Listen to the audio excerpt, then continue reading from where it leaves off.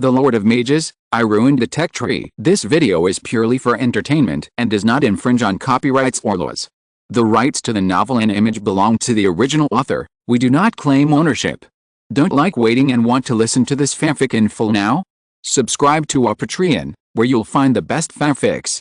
Chapter 101, The Northern Mercenaries Jumping Back and Forth. León doesn't care about the opinions of other nobles. In many cases, without affecting the normal trade between Anatolia and other noble lords, he even wants to take the initiative to distance himself from other nobles. In other words, he can't be too harmonious. Because León has always been very clear about his position. He is a vassal of the Andal Kingdom. At least, before he has taken control of the vast land of the Abandoned Land and established a solid and huge ruling foundation, he is the most loyal vassal of the Andal Kingdom. Therefore, the relationship with the lord he is loyal to is the most important in León's eyes. After León defected, Wilbert I will inevitably become the lord above León's head. Obviously, as a capable noble, if he has a very harmonious relationship with every noble, it will inevitably cause Wilbert I's fear. What do you want to do? Do you want to start a new rebellion? This is determined by Antolia's military strength, and it is also what León must face after inheriting Anatolia. Different nobles have different diplomatic concepts, and compared to those noble lords who call friends, León prefers to farm quietly on the land of Anatolia. Stay, don't waste. This is the diplomatic purpose that León set for Anatolia, and it is also the four-character motto that the Antolians always keep in mind. However, with the continuous expansion of the population and comprehensive strength of Anatolia, at least among the many vassals under the Duke of Galicia, León can no longer survive. So he chose to waste a little in this war for the throne, change a lord for himself, and then continue to survive. Earl Heli died after all. When the soldiers of Anatolia rushed to the city wall and the battering ram under the city finally knocked open the gate of Nangu City, the outcome of this war was already doomed. The old earl does have a very good swordsmanship, but facing Andrew, who also uses a knife, the difference between theorists and practitioners is also very obvious. Perhaps Earl Heli's swinging, chopping and even blocking movements were full of elegant aristocratic style, but Andrew's swordsmanship was to force the vital point with every strike, and every strike was to take his life. Earl Heli is a respectable opponent. Let him be buried with the etiquette of aristocrats. He did not humiliate his noble status. León ordered with extra care when riding into the city. Perhaps the order to kill Earl Heli was issued by León, but after the death of the person, León had to put on a sad face. Is this the hypocrisy of the nobles? León smiled self-deprecatingly. Even though they had experienced a war, the houses in Nangu City had not suffered too serious damage. Under León's order, the Antolian militia led by one took the lead in lining up to enter the city to maintain order, while the Lapric Legion led by Andrew camped on the spot with the private armies of other nobles. After all, even though the military discipline of the Antolian soldiers was extremely strict, the militias under the command of other nobles were obviously not the case. It was not an empty talk to say that the soldiers passed by like a comb. As for the losses in this battle, the losses were not actually that big, only a few hundred people at most. Although the first wave of militias who rushed to Nangu City suffered heavy losses, the dead were not Antolians, and the rest of the nobles did not care about it. Militiamen, if they died, they died. Untouchables are not considered human beings. This is the most real thought in the hearts of most nobles except León. And the death of those militias proved to the nobles the powerful effect of the little red bottle, which was also worth dying for. So, whether it was the Viscount of Gongayang City or the Viscount of Shili City, at this moment, they only had endless joy in their hearts. Although in the final analysis, if there was no participation of the Antolians, a flat push would obviously be unlikely. But at the moment, the militias under the nobles and the Antolian soldiers belonged to the Eastern Front Corps. This was their common honor. Together with the Antolians, they killed indiscriminately. Since the goal of taking over Nangu City has been successfully achieved, León is no longer in a hurry to lead his troops north. Nangu City is the place where León has been planning to defect. The only thing to do now is to quietly wait for the arrival of the Duke of Galicia, and then open the Duke's eyes. Therefore, León skillfully sent soldiers to post notices in the city, and the originally deadly atmosphere in Nangu City gradually faded after 2 days. It was precisely at this time that a piece of news from the north of the kingdom broke the peace of Nangu City and reached the ears of almost all southern nobles, including León and the Duke of Galicia. As the saying goes, when an outrageous thing happens, The ending may be even more outrageous and more abstract. The news from the north of the kingdom can be roughly divided into 2 points. One is that the armed parade of the northern mercenaries has ended, and the other is that the northern mercenaries have jumped into the arms of Pearl, the Duke of Sadwind Castle again. It's outrageous. How dare Pearl? On the west bank of the Holm River, the camp of the Western Front Army. When the news from the north of the kingdom reached his ears, the Duke of Galicia was shocked. Because according to the news from the north of the kingdom, facing the Northland mercenaries who were approaching Brundick, the Duke of Sadwind Castle, Pearl, went out of the city alone and had a meeting with the leader of the Northland mercenaries, Sharp Coil, for more than 3 hours. Afterwards, Pearl canonized Sharp Coil as the Earl of Brundick, and the Northland mercenaries also swore allegiance to the Duke of Sadwind Castle again. The Duke of Galicia asked himself, if it were him, he would never dare to put himself in such a dangerous situation. But this is obviously not the time for him to ask himself. The reason why the Duke of Galicia decided to send troops was that he thought that Wilbert I had suffered heavy losses at this time, and the Duke of Sadwind Castle was busy with his own affairs. He planned to take this opportunity to push Helson to the throne and seek a more glorious future for the Bravis family. But now you tell me that the Northland mercenaries have jumped back! Exclamation mark. This means that Pearl did not suffer too much loss in this rebellion, but Wilbert I, who was slightly inferior in military strength, was facing a pincer attack from the south and the north? Exclamation mark. No, there was also Helson who marched from the east of the capital. This was a three-sided attack. At this moment, the Duke of Galicia was completely dumbfounded. Is it too late to retreat to the territory and say that he would not rebel? Just when the Duke was in a state of confusion, the herald who broke into the tent brought him a great good news. Duke León Ximena, Viscount of Antolia, has led his army to capture the city of Nangu. IELTS is so difficult, so difficult, so difficult, so difficult. My listening is so bad, so bad, so bad, so bad! Exclamation mark. Chapter 102 Bloody Banquet. Is the news that Leon captured Nangu City outrageous? In fact, it is quite outrageous. Starting from Parma City, in less than half a month, the Eastern Front Army led by Leon first captured Oak City and then occupied Nangu City. It can be said that it was unstoppable. On the other hand, the Western Front Army led by the Duke of Galicia is still on the road without any strong city blocking it, and even without any encounter battle. It can be said that the efficiency shown by the Anatolian army and the entire Eastern Front Corps is enough to kill the Western Front Army that has been on the road. But with the news of the northern mercenaries blocking the way, the war report sent by Leon does not seem so outrageous. At this moment, the Duke of Galicia is actually quite entangled in his heart. He feels that the possibility of pushing Helson to the throne is gradually decreasing, and the more he thinks about it, the lower it is. Even if he can really join forces with Helson and take advantage of the current emptiness of the capital to drive Wilbert I off the throne, can they stop the Duke of Sadwind Castle in the north? Exclamation mark. It's possible, but not much? If so, wouldn't his action of raising troops from the south be a wedding dress for the Duke of Sadwind Castle? The more the Duke thought about it, the more awkward and headache he had, until the noble standing beside him reminded him. He realized the war report sent from Nangu City. Wait? Nangu City. The Duke of Galicia raised his head suddenly. Previously, he was thinking about the news from the north, so he didn't hear the words of the herald clearly, nor did he look closely at the war report written by Leon himself. And now, when the Duke of Galicia's eyes swept over the words on the croft paper, the Duke's heart could be said to be mixed, which made his already tangled heart add a bit of irritability. You know, the Duke of Galicia has always clearly remembered the order he gave to Leon: lead the Eastern Army to capture Oak City, and then go all the way north to join the Western Army led by himself in Nangu City. In other words, Nangu City was originally a phased strategic goal set by the Duke of Galicia for the Western Front Army he led. But Leon took it down in one go. As a lord, he was still dawdling on the road, slowly heading north along the west bank of the Ham River. At this moment, the Duke of Galicia felt that his old face was slightly swollen. Although he was not ashamed, he still felt uncomfortable. After all this time, he had the advantage in numbers and military strength, but he became a soy sauce player? He was the Lord of León Ximena, Viscount of Antolia, and he should be the one to stand out. Looking at the nobles with different expressions in front of him, the Duke of Galicia became more and more unhappy. In fact, it was not just the Duke, But the taciturn Count of Brabant standing aside was also shocked at this time.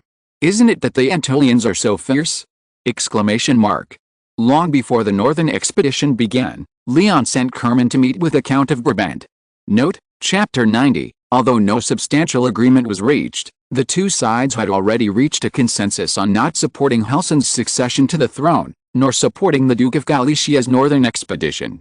However, since they were all nobles, and rebelling against a lord was not something that should be publicized, the two did not keep any written evidence, and Leon never mentioned his plan, so as not to leave a handle for the other party.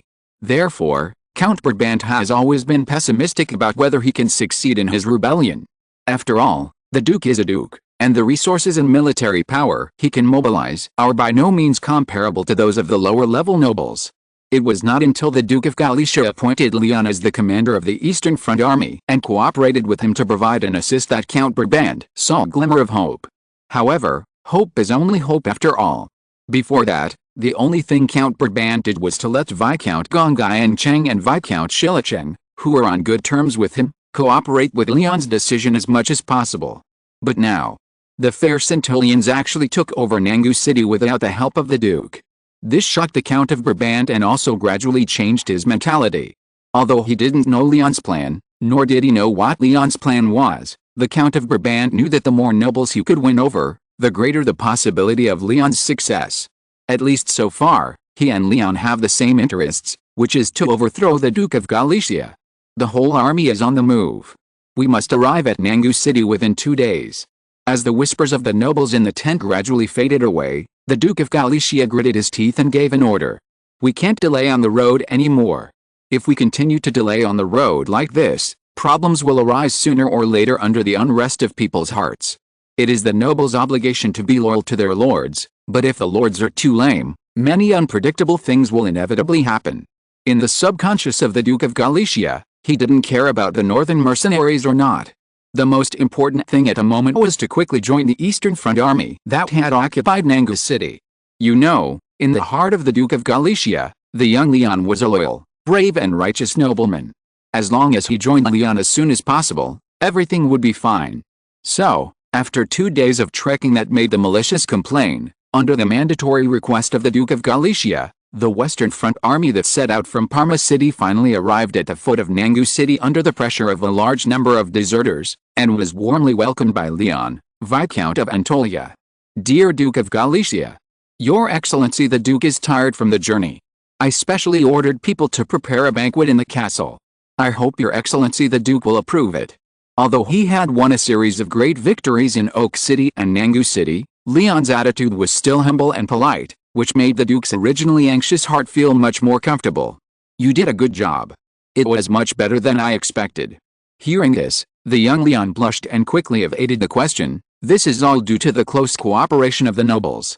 Without their support, the Antoliad army alone would never be able to enter the South Valley City. "Where are they?" "Count Colt and the Viscount of Ram City." The Duke nodded with satisfaction, but still looked around and couldn't help asking. "Count Colt died a long time ago." Leon complained in his heart. But even if he complained, before the Duke of Galicia entered the city, Leon had to appear polite. "The Earl and several Viscounts are in the castle preparing for today's dinner." Some readers suggested that 3,000 people were a bit too few at the beginning, so should they solicit everyone's opinions first? Chapter 103 Bloody Banquet. When the Duke led many nobles into the city, the gate of Nangu City was slowly closed by the Antolian soldiers, isolating the nobles from the militia stationed outside the city. The nobles were all in the city, and closing the gate was obviously a necessary safety measure. This is reasonable.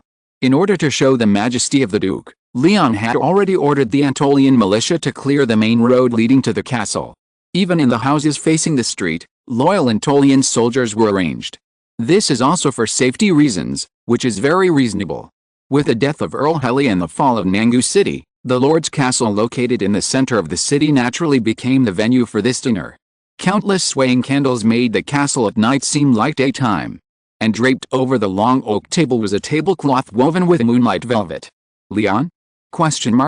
God knows how surprised Leon was when he first stepped into the banquet hall, and how shocked he was by the terrifying financial resources of the Heli family.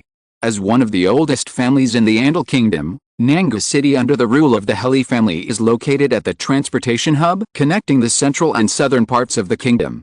The special geographical location allows countless business travelers to pass through here, and also allows them to accumulate a huge amount of wealth. It is even enough to match the income of Anatolia in the past few decades. For such a huge fortune, Leon naturally smiled and accepted it. And he finally took this opportunity to realize a source of income that is far more profitable than Moonlight Velvet and Little Red Bottle. The only drawback is that both Moonlight Velvet and Little Red Bottle are sustainable and stable income, while destroying the nobles and confiscating their homes is a one-time deal of exhausting the pond to catch fish. Although a large amount of wealth can be obtained in a short period of time, it will also affect Antolia's business to a certain extent. Of course, the current Moonlight Velvet is still in short supply, and using this unexpected wealth to speed up the development of Anatolia is the most important thing. Gorgeous and elegant oil paintings, exquisite carvings, everything in the banquet hall is very impressive, which can be regarded as giving the Duke enough face. And the dishes placed on the long oak table are even more eye-catching. Wine-stewed beef tongue, steamed Holm shrimp, charcoal grilled lamb chops, charcoal grilled beef ribs, and style roasted snails, spinach salad, fruit salad, river salad, smoked ham, dried meat. All kinds of dishes are varied and exquisitely presented, which can be said to be extremely rich. After all, even death row prisoners can enjoy a sumptuous last meal before being chopped off, and Mike Bravis, as a distinguished duke, naturally has to arrange the due treatment. The musicians of Nangu City played cheerful music, and Leon personally led the duke to the main seat. The nobles around Leon may not have much, but for those nobles who follow the Duke of Galicia, after experiencing an extremely hard march, they finally saw countless familiar dishes, and their appetites naturally moved for a while. Poisoning is impossible. A noble like Leon who is loyal to Wilberta has always been upright and honest. It is impossible for him to ask the chef to poison the food. Well, it is mainly because there are too many nobles attending the banquet, and the scope of poisoning is difficult to control. Leon is also afraid that he will be poisoned by accidentally eating something. Otherwise, the chef loyal to the Heli family is unwilling to bow to the Duke, so he poisoned in anger should be a good reason. What's more, as the most loyal vassal of the Andal Kingdom and the most staunch supporter of Wilbert I, Leon has always been a man who dares to act and is upright. So when the Duke of Galicia looked around and asked again why Count Colt didn't come, Leon gave a very frank answer. After conquering Oak City, Count Colt patrolled the military camp at night, but was killed by prisoners loyal to Oak City. After the voice fell, Leon couldn't help showing a sad and angry expression. The reason why I didn't mention it outside the city before was to avoid affecting the Duke's interest. After all, Leon looked at the nobles who were sitting at the long table and feasting. The march is really hard, and everyone really needs to take this opportunity to relax. Hearing this, the Duke of Galicia was stunned at first, and then the Duke's eyes gradually became solemn. He really knew Count Colt very well. That lazy guy was good for nothing except being loyal to him, and he knew nothing about military tactics. It was impossible for him to patrol the camp at night. What about Count Colt's guards? After a long silence, the Duke of Galicia suppressed his anger and asked in a deep voice. Count Colt's guards were loyal and were naturally killed by the captives who jumped up. The several viscounts present can testify to this. After Leon finished speaking, the Viscount of Ram City and the Viscount of Stonefence City nodded quickly. But, as a duke, Mike Bravis certainly would not believe Leon's statements so easily, because it was obviously impossible. If it were in normal times, he might have endured it for the time being. However, the news from the north had already made the duke confused. And at this moment, Leon, a young noble, actually used such a clumsy statement to deceive himself. For a moment, the Duke of Galicia was furious and immediately stood up and questioned, León Ximena, are you going to betray your lord? In an instant, the noise in the banquet hall dissipated instantly, and in the hall, you could hear a pin drop. My lord the Duke. Leon slowly stood up and paced around the long oak table, while intentionally or unintentionally distanced himself from the Duke of Galicia. He was a kind nobleman after all. According to Leon's original plan, he wanted the Duke to die peacefully in his sleep after eating and drinking. But obviously, the original plan had changed. The death of Count Colt made the Duke furious on the spot. In that case, I have never betrayed. Leon faced the Duke's gaze and said in a cold voice, the Ximena family will always be the nobles of the Andal Kingdom. From suppressing peasant rebellions to the Reconquista, The Ximena family has never missed any war within the kingdom. Countless Antolian warriors have sacrificed their lives for the interests of the kingdom. And now, Wilbert I has become the only legitimate monarch of the kingdom, but you, Mike Bravis, are going to betray the kingdom for the benefit of your family, and even collude with the enemy country. The Ximena family will never harm the interests of the kingdom, and will never become traitors to the kingdom with the Bravis family. Leon's eyes swept across the nobles present, across the Antolian soldiers who appeared silently behind the curtain, and across the cold blades in the soldiers' hands. So, who agrees with what I said? Who opposes? Thanks to the book friend Speechless HH for the reward of 100 Andal silver coins. Master Lai hasn't decided what to reward yet, but I will definitely reward him next time. Chapter 104 Death of the Duke of Galicia. Who is in favor? Who is against? The moment Leon's voice fell, the entire banquet hall fell into deathly silence. Countless shining weapons instantly brought the originally warm atmosphere to a freezing point. Those nobles who were trying to eat did not even have time to swallow the food in their mouths. Everyone was stunned and fell into silence. Looking at Leon, who righteously denounced him as a rebel, the Duke of Galicia felt his legs and feet stiff and trembling all over. Because he finally realized the situation at this time. At this moment, the Duke was only guarded by 2 knights, but the soldiers loyal to Leon were still rushing in, almost surrounding the entire banquet hall. Looking at those nobles with different expressions, a huge fear enveloped the Duke of Galicia. Count Cold, who was loyal to him, was dead. However, Viscount Shilichang and Viscount Gongai Chang both stood on Leon's side. In other words, the moment he stepped into Nangu City, he had completely fallen into the trap that Leon had carefully woven for him. Can he still walk out of here alive? The Duke already had the answer in his heart. At the same time, Count Brabant clenched his fists tightly and felt that his whole body was trembling. Exciting. So exciting. The nobles' militias were stationed outside the city. At this moment, the nobles in the banquet hall had at most 1 or 2 personal attendants or attendant knights, and their numbers were completely behind those Antolian soldiers who surrounded them from all sides. He had imagined Leon's plan countless times, to let the northern expedition go, or to disobey orders in return. But no matter how much Count Brabant thought about it, he never thought that the young Viscount Antolian would be so bold that he would directly choose Nangu City to start. You know, Nangu City was originally the strategic target of the Western Front Army. How much confidence do you have in your own military forces to make such a decision? Exclamation mark. This is an opportunity, not only an opportunity for Antolia, but also an opportunity for yourself. Count Brabant's brain was working rapidly, imagining countless possibilities that might happen. Then, he spoke first, breaking the silence in the banquet hall. Leon is right. Wilbert I is the only legitimate monarch of the kingdom, and is the object of loyalty of all the nobles in the kingdom.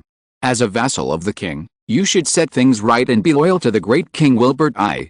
When his voice fell, Count Brabant felt relieved, because he had realized that, as Leon's envoy had said to him before, only by supporting the rule of Wilbert I could he bring the greatest benefits to his family. The situation is stronger than people. When someone spoke first, Count Brabant's words immediately attracted the echo of many nobles.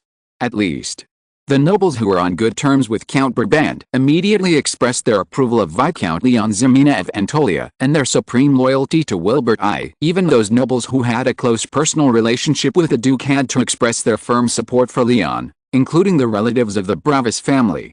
There was no way. The shining swords of the Antolians were right in front of him. If he sang a different tune at this time, he would not be able to see the sun tomorrow. As for his loyalty to the Duke, let him go to hell. Despicable. Shameless. A villain without chivalry. The voice of the Duke of Galicia became a little trembling, but he still stared at the young figure angrily. He regretted his previous decision to let Leon lead the Eastern Front Army, but it was obviously too late to regret it now. The current situation is very clear. The Eastern Front Army that set out from Parma has been thoroughly persuaded by the insidious and cunning Viscount Antolian, and the Count of Brabant, who has always had a bad relationship with him, took this opportunity to resolutely defect. The Duke of Galicia looked around, and there were only a few nobles who were still silent.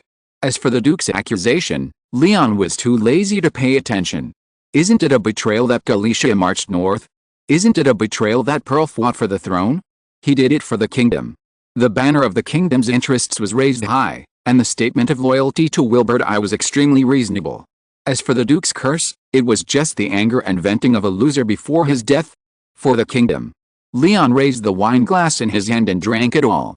In an instant, the soldiers of Anatolia seemed to have received an order, and they swarmed up and chopped with knives. The knight beside the Duke didn't even have time to draw the sharp blade at his waist, and he was stabbed several times. The neck was cut by the soldiers of Anatolia. The whole person fell down in an instant, knocking away the wine glass and dinner plate beside him, knocking over the wooden chair behind him, and the whole body was in a mess. The red blood stained the carpet under his feet, and the splashing blood sprayed on the faces, heads, robes, and even the food in front of the nobles. However, everyone sat in their original positions as stiff as wooden stakes. Even though they were extremely frightened and even vaguely wanted to vomit, they did not dare to move or even make a sound. Because the target of the Anatolian soldiers was very clear. Including the Duke of Galicia, all the nobles who had not spoken out to support León before were the targets of the soldiers' slaughter. Even the nobles who supported León were also extremely frightened, fearing that some soldier would forget his previous support for León and cut him down with a knife. For many nobles, this was the first time they realized that they were so close to death. The sound of broken plates, the dull sound of wooden chairs being knocked over, the hissing sound of swords colliding. After a burst of noise, the patriarch of the Bravas family, the Duke of Galicia, who was stabbed several times, finally fell down in front of everyone's eyes. Under the Duke, deep red blood soaked the moonlight velvet tablecloth that he had torn off, and his wide eyes seemed to tell the Duke's unwillingness. At this moment, he knew he had lost. And it's not just him, the ancient Bravas family will probably fall with him. As the banquet hall returned to silence, León looked around. What caught his eyes was the mess on the ground, the blood, the fallen bodies, and the nobles who had been frightened. Everyone. León took a bottle of red wine that had just been opened from Andrew's hand and personally filled the glasses of those nobles who were still alive. For the kingdom. León said with a chuckle. Chapter 105, What does chivalry have to do with me, a mage? That night, when the banquet ended and the nobles walked out of the banquet hall in scattered groups, the castle seemed to still be filled with a pungent smell of blood. To be honest, even if the guards around the nobles were counted, no more than 10 people died tonight. To be precise, a duke, a viscount, 2 barons, and 5 accompanying guards and knights died in total. Although the scene was large, only 9 people died in total. But the problem is that the scenes that happened before left an indelible shadow in the hearts of every noble. For these pampered nobles, even if they don't take the lives of civilians as their lives on weekdays, when have they seen the blood splashing in front of them, and the guards falling in front of them? The Duke of Galicia is dead. But the situation when the Duke of Galicia died will always remain in their hearts, so that many people still tremble involuntarily when they leave. The Anatolians are so terrible. No matter what, you must never be an enemy of the Anatolians. It was also on this day that the awe of the remote Viscountship of Anatolia was deeply imprinted in the hearts of the nobles. However, what made them feel a little fortunate was that according to León Ximena, Viscount of Anatolia, they were not León's enemies, but León's chosen partners. What's more, with the news coming from the north of the kingdom, most of the nobles actually realized that there was no way out for them to follow Helson. It's just that due to the power of the Duke, they had never said it before. And now, León Ximena, Viscount of Anatolia, has chosen a new way out for them. Supporting Wilbert I seems to be easier than supporting Helson to take the throne. If they hadn't judged the situation and quickly expressed their support for León, everyone present would have to lie down one by one. However, the nobles at this time didn't think about these things. They just wanted to change their clothes quickly, wash off the blood stains on their robes, and clean up the lingering smell of blood on their bodies. Tonight will surely be an unforgettable night of nightmares. When the nobles dispersed in 2s and 3s, Count Brabant did not rush to leave, but followed León to the study on the 3rd floor of the castle. This was originally Count Heli's study, but the Anatolians have become the masters of this city, so León naturally occupied this most spacious room without hesitation. And with León's move-in, the most conspicuous thing in the study is no longer those precious and luxurious carvings, but the red-bottomed and yellow-striped double-headed eagle flag that symbolizes Anatolia. A flag with profound meaning. After a short silence, Count Brabant took the initiative to say, "I think so too." León agreed with this. Then there was a very boring and awkward chat. After all, even the calm Count Brabant needs time to calm the throbbing in his heart. But León is different.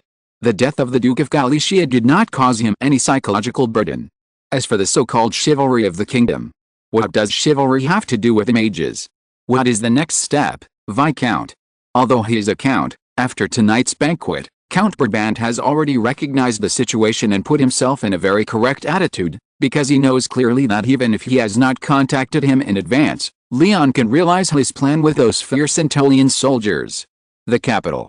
Faced with Count Brabant's question, Leon gave his answer without hesitation. The Duke said before that he and Helson will split into 2 groups and march to Essex together. Right now is the time when the capital is short of troops. Now that the Duke has been dealt with, it is natural to go north to the capital to prove the loyalty of the southern nobles to the noble king.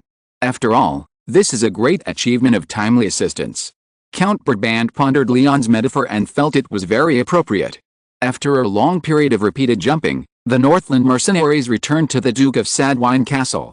Therefore, even if the capital was threatened, Wilbert I would never dare to withdraw the troops stationed in the Valley City. This means that the army led by Helson will march straight in and besiege Essex. As long as Leon can lead the army to lift the siege of the capital, Wilbert I will certainly not hesitate to reward him. What? What if Wilbert I doesn't reward him? According to the Earl of Brabant's speculation, if Wilbert I's reward is not to his liking, then the young Viscount in front of him will definitely be able to do the amazing feat of tying Wilbert I to Pearl and give a big job to many nobles in the kingdom. On this point, he has full confidence in Leon. Why is the Earl looking at me like this? Feeling the gaze of the Earl of Brabant, Leon scratched his head in some surprise. No, no. Count Brabant laughed awkwardly, just to see the future Earl in advance. Oh no, it's the Duke. If you want to go north to the capital, you can't do without the cooperation of Count Brabant. At that time, the title of the Earl will also have to move up. Leon smiled and drew a big pie. Sure enough, after hearing Leon's words, Count Brabant immediately asked, "What do you need me to do?" Tonight, the noble's statements may be sincere or forced by the situation. If you really want to continue to go north, you must unite as one. Count Brabant has been operating in the south of the kingdom for many years. I hope you can help me appease those frightened nobles, especially those who still miss the Duke. I can do it. Count Brabant made a promise on the spot. Don't worry. Leon continued, in addition, the most important thing for the army to go north is logistics. I hope that Count Brabant can stay in Nangu City to ensure the logistics and food forage of the Southern Coalition. You know, Count Brabant participated in the kingdom's recovery movement when he was young. He may be unfamiliar with leading troops to fight, but he is quite familiar with logistics support, at least he has some experience. This is one of the reasons why Leon chose Count Brabant as his ally. When it comes to the areas he is familiar with, Count Brabant's reply becomes particularly calm. At the same time, he suddenly realizes an important problem that has been ignored before. Although the Duke is dead, the Bravis family is still there. The Duke's son, Lord Desolate, is now stationed in the city of Parma in the rear. If the news of the Duke's death is sent back, then there is no need to talk about going north to the capital. The coalition's food and grass were previously stored in Parma. If we go north to the capital, it's okay. Leon waved his hand nonchalantly and said, Antolia's mercenaries are brave and strong. It's not a problem to take down Parma. I guess when the news of the Duke's death spreads, the flag of the Ximena family will have been raised on the walls of Parma. Hearing this, Count Bronick's eyes widened suddenly. At this moment, he finally realized why the young Viscount did not let the Antolia mercenaries go to war together. The Viscount of Antolia is so terrifying. Thanks to the Buck friends, still unknown Flower and Wanfang Kang Yi Non-Ping for the reward of 100 Andal silver coins, each of which will be rewarded with a luxury house in Parma, and the house will be divided after the capture of Parma.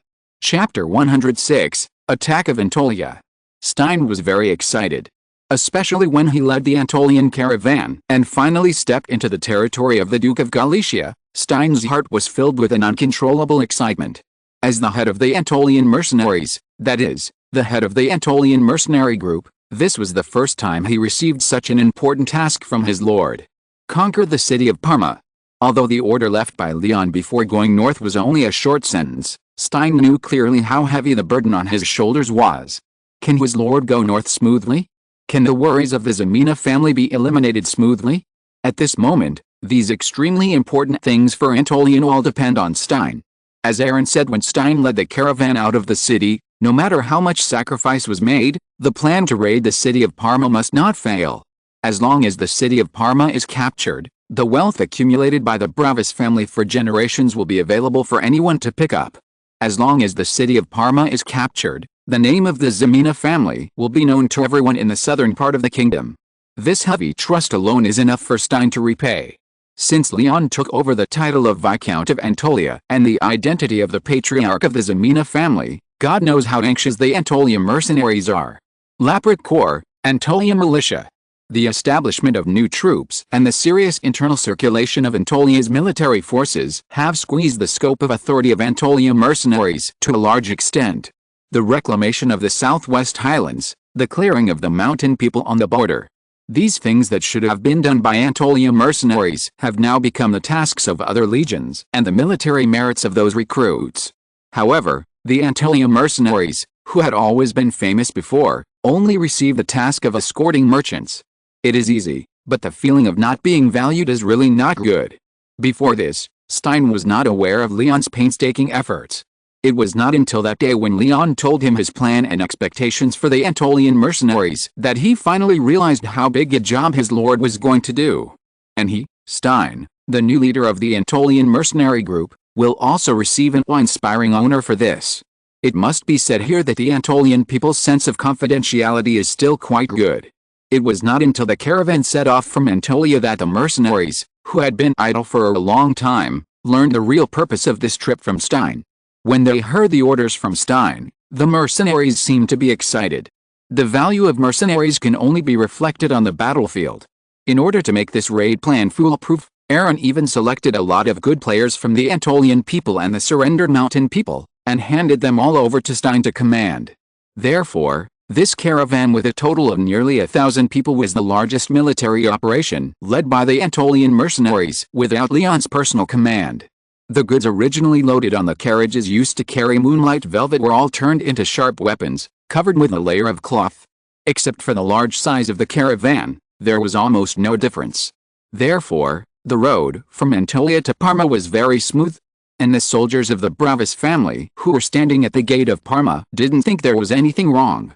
They habitually glanced at the flag of the Ximena family, habitually glanced at the caravan coming from afar, and when the caravan slowly entered the city, they habitually stretched out their hands and asked the mercenary leader for a little benefit. But this time, what was put in the hands of the soldiers guarding the city was no longer heavy silver coins, but cold blades. In a flash, Stan raised his hand and fell with a knife, and a broken palm was cut off and fell to the ground, and blood splattered. With the departure of the Duke of Galicia, Lord Deer, the first in line to the title of the Duke of Galicia, naturally became the actual controller of this land. Although this heir, whose overall ability can be roughly rated as 3-3-1, is not outstanding in military ability, he has obviously exceeded the average level of many nobles in the Andal Kingdom in other aspects. Note, 3-3-1 is the monarch data panel in EU4, from left to right, administrative ability, diplomatic ability, and military ability, and the values fluctuate in the range of 0-6. Since some readers have reported that they don't understand what I'm writing, I will mark the relevant stocks in the future. However, facing the huge logistical pressure brought by the army's northward march, the young Lord Deer is still a little overwhelmed. Fortunately, every 3 to 5 days, the battle report from the front line will be transmitted back to the city of Parma, which can also allow Deer to gain a lot of sense of accomplishment and participation. The caravan from Antolia should be coming soon, right? After sorting out a large pile of documents on the table, Dale finally raised his head and asked the attendant beside him. You know, as the situation in the kingdom becomes more and more corrupt, the trade in the Andal Kingdom has become increasingly sparse. In the past, it was only in the north, but now, with the Duke of Galicia and Helsin approaching the capital together, the number of caravans arriving in Parma every day has almost plummeted. All the nobles are hoarding food and troops, so that the economic prosperity of the kingdom is not as good as before. The moonlight velvet that is steadily delivered from Antolia to Parma every month has become one of the few sources of income for the Bravas family now. After all, no matter how chaotic the situation is, there will always be people who need luxury. Although the chaotic situation will undoubtedly cause the price of luxury goods to fall, moonlight velvet, as a commodity that is already in short supply, can be said to be the one that is least affected among many luxury goods. Just as the attendant was about to speak back, a knight from the Bravis family rushed in with a panicked look. "Lord, Lord," the knight said breathlessly, "Antolia, the Antolians have entered the city." "Dale? I just asked casually, let them enter the city. It's not like Antolian caravans haven't entered the city before. Is there any need to panic?" Seeing that the lord in front of him still looked normal, the knight realized the loophole in his words and quickly added, "It's not Antolian caravans. It's Antolian soldiers. Those Antolian mercenaries have occupied the city gates and are killing the family's private soldiers." After a brief moment of confusion, Dale stood up. His face showed an extremely surprised and even somewhat unbelievable expression. Chapter 107 Backstab of Justice. In just a few seconds, Deer felt as if his mind was spinning. If the attendant beside him hadn't helped him in time, Deer might have fainted. Caravan, army. One word difference, but there is a world of difference. Deer couldn't understand it, and couldn't understand it at all. Antolia was clearly a vassal of the Bravis family, and the young Viscount Antolia was clearly leading the army north with his father. Even a few days ago, Deer received a battle report from the Eastern Front Army. In the battle report, Viscount Antolia had already led his army to break through the Oak City, and was now advancing towards the direction of Nangu City, which made Deer really excited. How come in the blink of an eye, the soldiers of Antolia are at the gates of the city? What did you say? Say it again. Deer couldn't help asking. Antolia's army. At present, the soldiers of Antolia have already controlled the gates of Parma City. My lord. The knight said angrily. Even though the knight had said it over and over again, Deer couldn't help but confirm again and again, "Are you sure that it was the Antolian army?" Those soldiers were carrying the Antolian double-headed eagle flag. The leader of the troops was Stein, the head of the Antolian mercenaries. He had been escorting the caravans to and from Antolia in the past few days. He would definitely not make a mistake. The soldiers guarding the city had long been accustomed to this caravan traveling between Antolia and Parma. They let it into the city without checking it at all. But they didn't expect that the Antolians would draw their weapons and control the city gates as soon as they entered the city. Why? Why is this happening? Such a drastic change made Deer a little at a loss for a while. He just stood there and muttered to himself in a daze. Antolian mercenaries. At this moment, Deer seemed to suddenly understand why the Antolian mercenaries had never gone north with Leon. It turned out that, from the beginning, the damn Viscount had never wanted to obey the Duke's orders. If the Antolians rebel, what should we do about the northward journey? My lord, how can we care about the northward journey at this moment? The Antolians dare to raid the Duke's territory, which probably means that the Duke has already met with an accident. The waiter beside him could not help but remind him. Impossible. This is absolutely impossible. Hearing this, Dale panicked instantly. In the end, the knight who came to report the news said anxiously, "At present, the Antolians have not yet controlled the entire city. The lord still has many guards under his command. Maybe they can protect you and rush out of the city." However, before the knight's voice fell, noisy and hoarse shouts of killing came from outside the window. For a moment, everyone's face turned extremely pale. Stein thought it would be a fierce battle. This is the Duke's fiefdom. The more vast fiefdom, the richer family assets and the larger population. These objective conditions have long made Stein ready to die with the determination to die the moment he took on this task. However, everything that happened today went much more smoothly than Stein had imagined. With almost no casualties, the Antolian mercenaries who came from afar took control of the south gate of Parma. Many soldiers who were guarding the city did not even draw their swords or raise their spears before they were stabbed several times and collapsed to the ground, shouting in pain. Stein's plan for this sneak attack was very clear.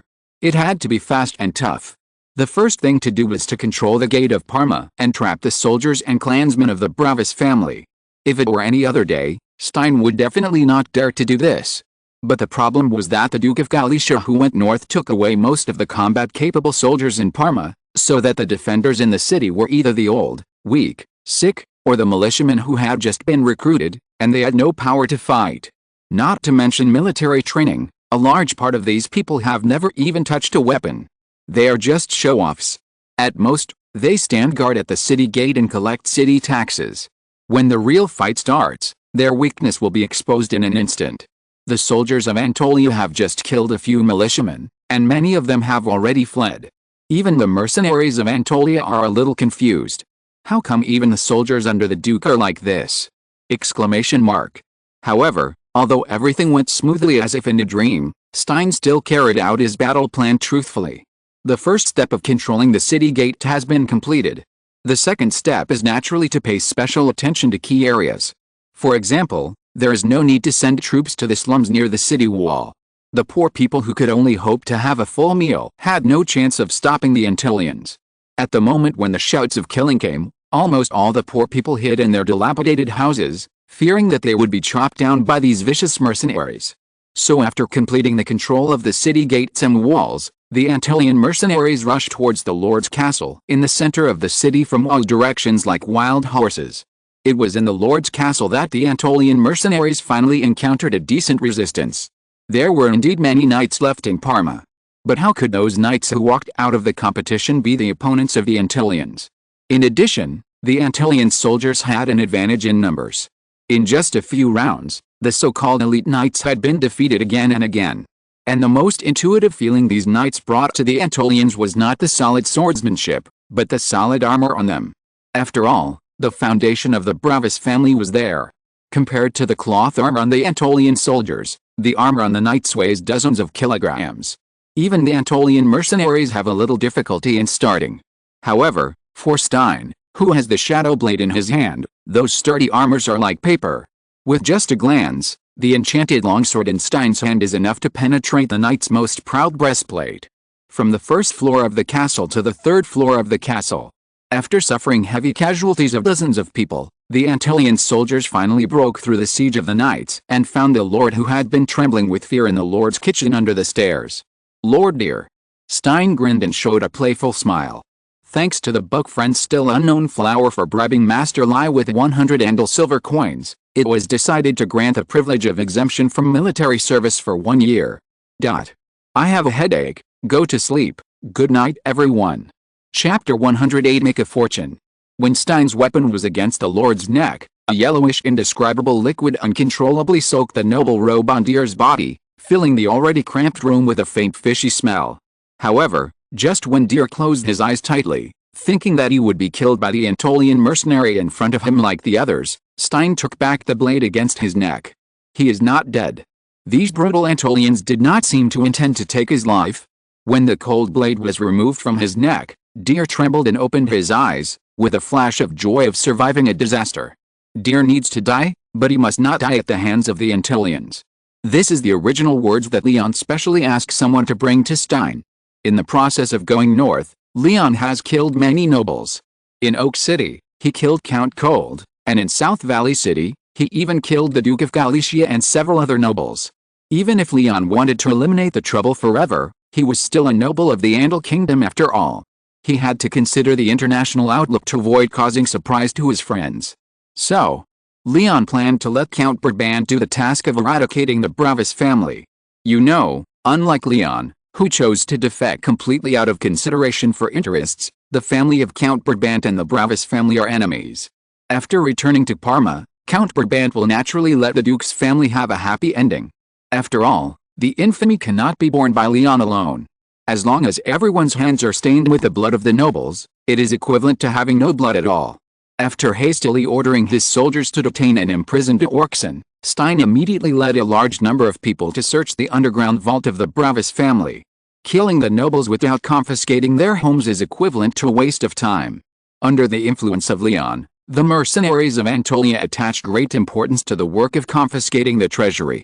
This raid was even accompanied by the revenue and expenditure officer of the Ximena family, in order to count the wealth of the Duke's family as quickly as possible before the arrival of the Count of Brabant, so as to achieve the leapfrog development of Anatolia with the wealth accumulated in the Duke's family era. It must be said that the wealth of the Duke's family is quite huge.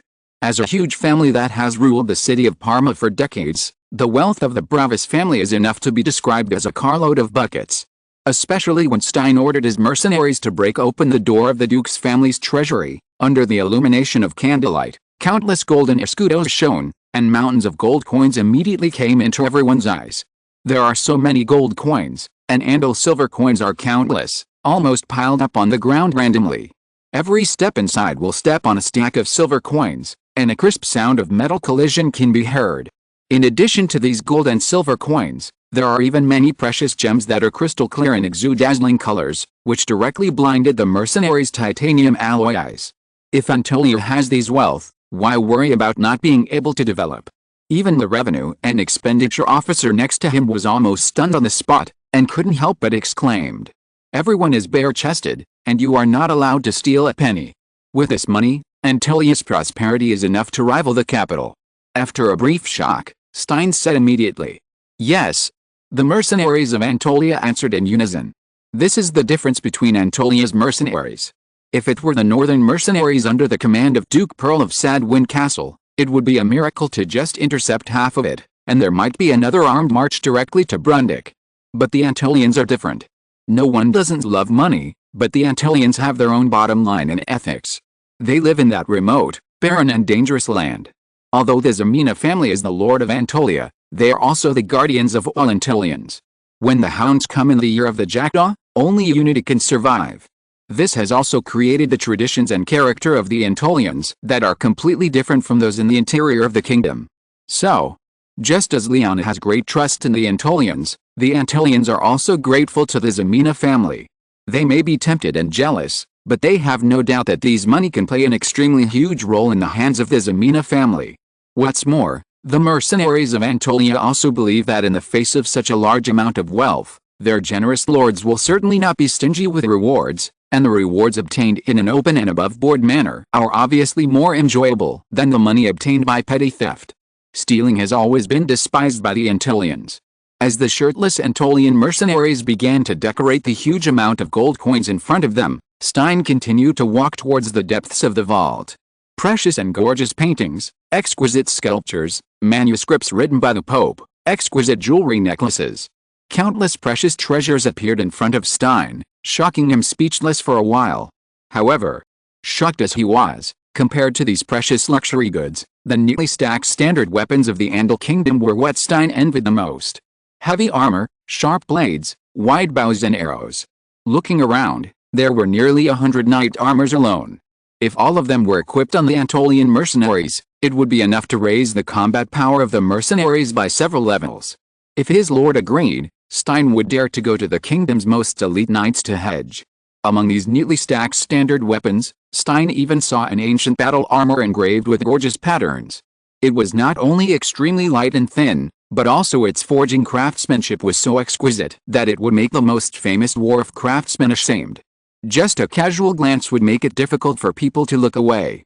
These equipments must not be missing from the Antolian mercenaries. You must say a few good words for the mercenaries in front of the Viscount and Steward Aaron. These are all confiscated by the mercenaries and must not be divided by those Labrics and Antolian militia. Stein stared at the revenue officer sent by Aaron to supervise the relocation of the vault. It really felt bad to be stared at by Stein. The revenue officer only felt a little cold on his back, but still said, as long as Captain Stein can bring more refugees back, your request will not be a problem. After all, the wheat in Antolian is about to be harvested. If you're listening to this novel on a channel other than Fanfic World, it means they downloaded and uploaded it without effort. We cordially invite you to visit our channel, Mundo Fanfic Novelist. There you'll find the original version of this story and you can explore many other novels of various genres. We're waiting for you to immerse yourself in a world of incredible novels. Chapter 109 The wheat is ripe, Aaron is crazy.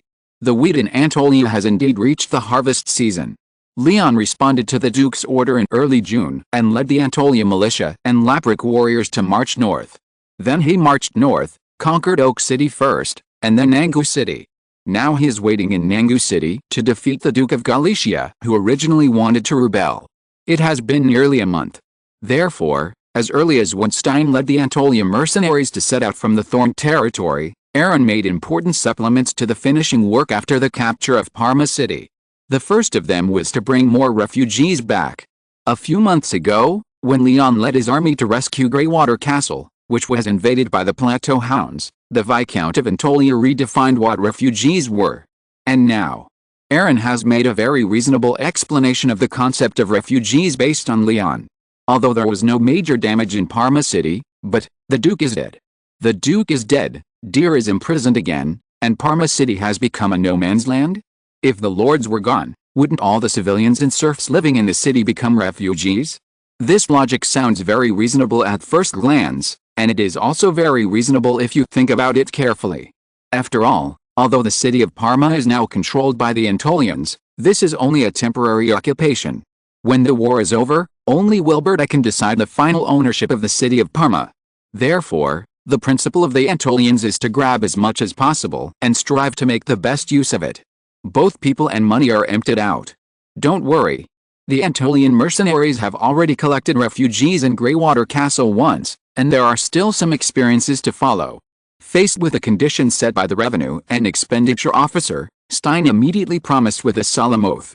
First, collect high-end talent such as blacksmiths and carpenters, and then collect young men and young women.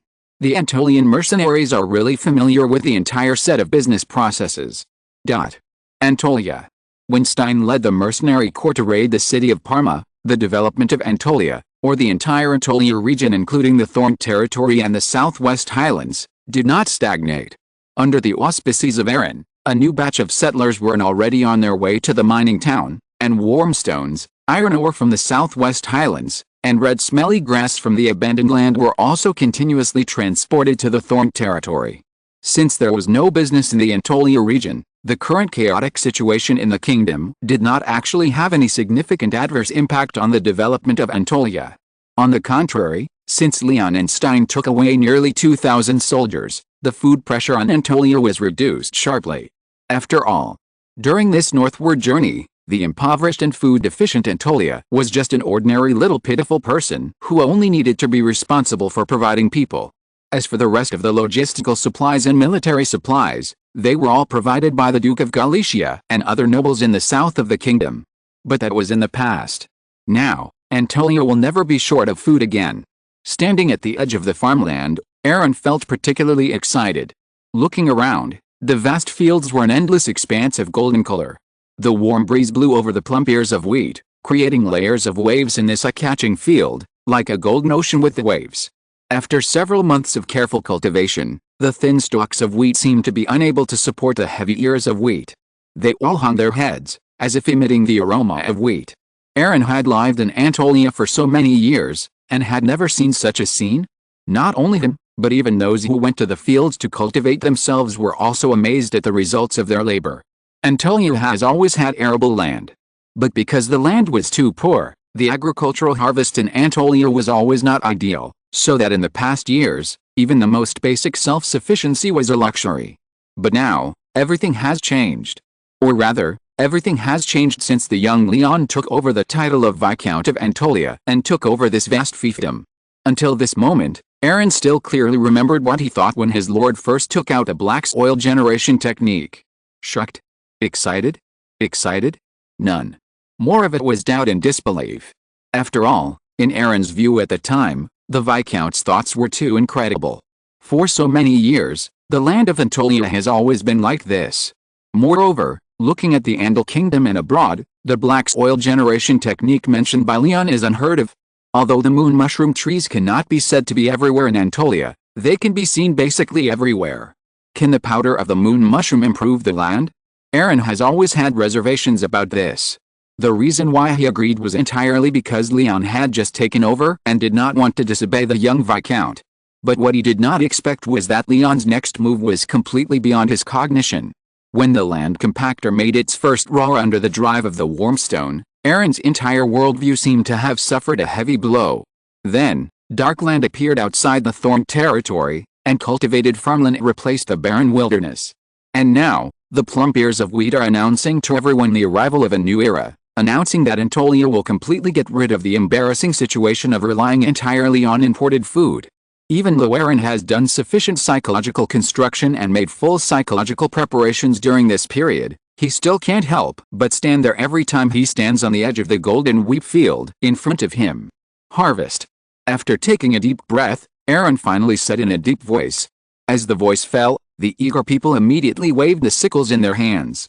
Even Aaron, the chief steward of the Ximena family, personally grasped a sickle and walked into the golden wheat sea in front of him. Holding the wheat stalk with his left hand and the sickle with his right hand, He gently pulled it backwards, and the golden wheat stalk was immediately cut in half. For Aaron, who was over 50 years old, this kind of physical work was undoubtedly extremely hard.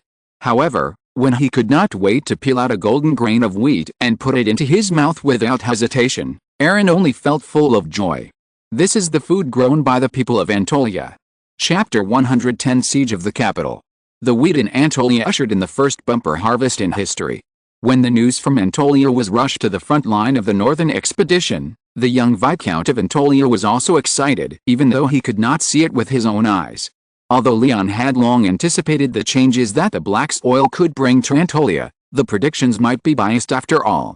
So until this moment, Leon finally let go of his heart that had been hanging. A bumper harvest means an abundance of food, which means that Anatolia's food will be enough to feed more people. Only with a larger population base can Anatolia have more room for development. Even if it cannot enjoy the demographic dividend, at least it cannot cause Anatolia's development to stagnate due to insufficient population. As for where the population comes from, the kingdom is so chaotic now, where can't we turn back the population? The city of Parma alone is enough to make a significant contribution to Anatolia. And with a harvest of wheat, if the Anatolians act faster, they may even have time to plant other crops, which can be vegetables, fruits, soybeans or other grains. Theoretically, soybean rhizobia can fix nitrogen and effectively improve soil fertility, but this is a magical world, so it is hard to say whether there is such a thing. But whether there is or not, the land of Anatolia does not need to be rotated to restore fertility.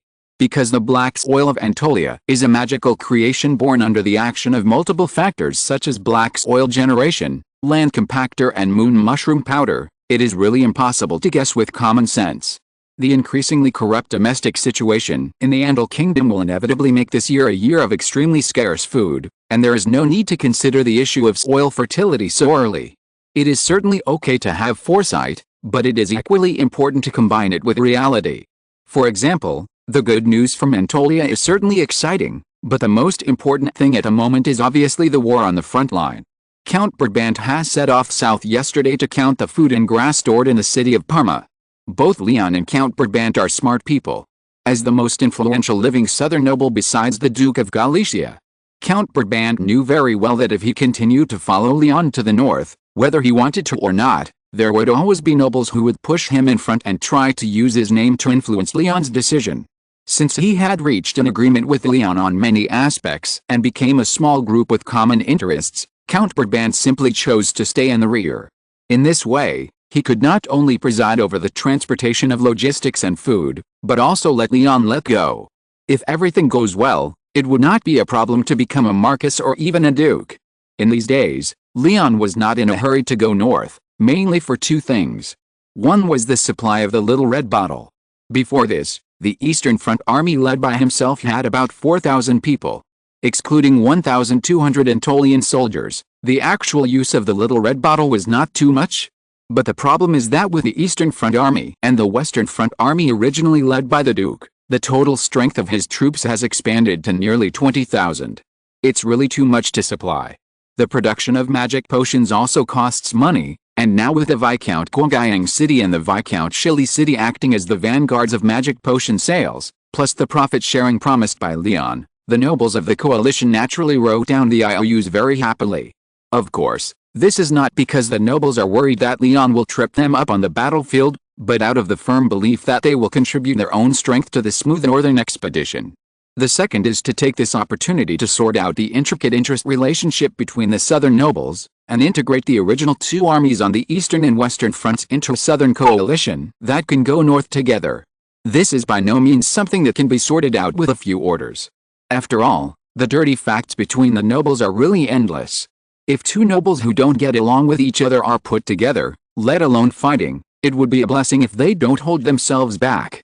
Now, with the arrival of news of the harvest in Anatolia and the Duke's 7th day, the southern allied forces finally formed a command system with Viscount León Ximena of Anatolia as the core, and were able to continue the journey northward that had been stagnant for nearly a week.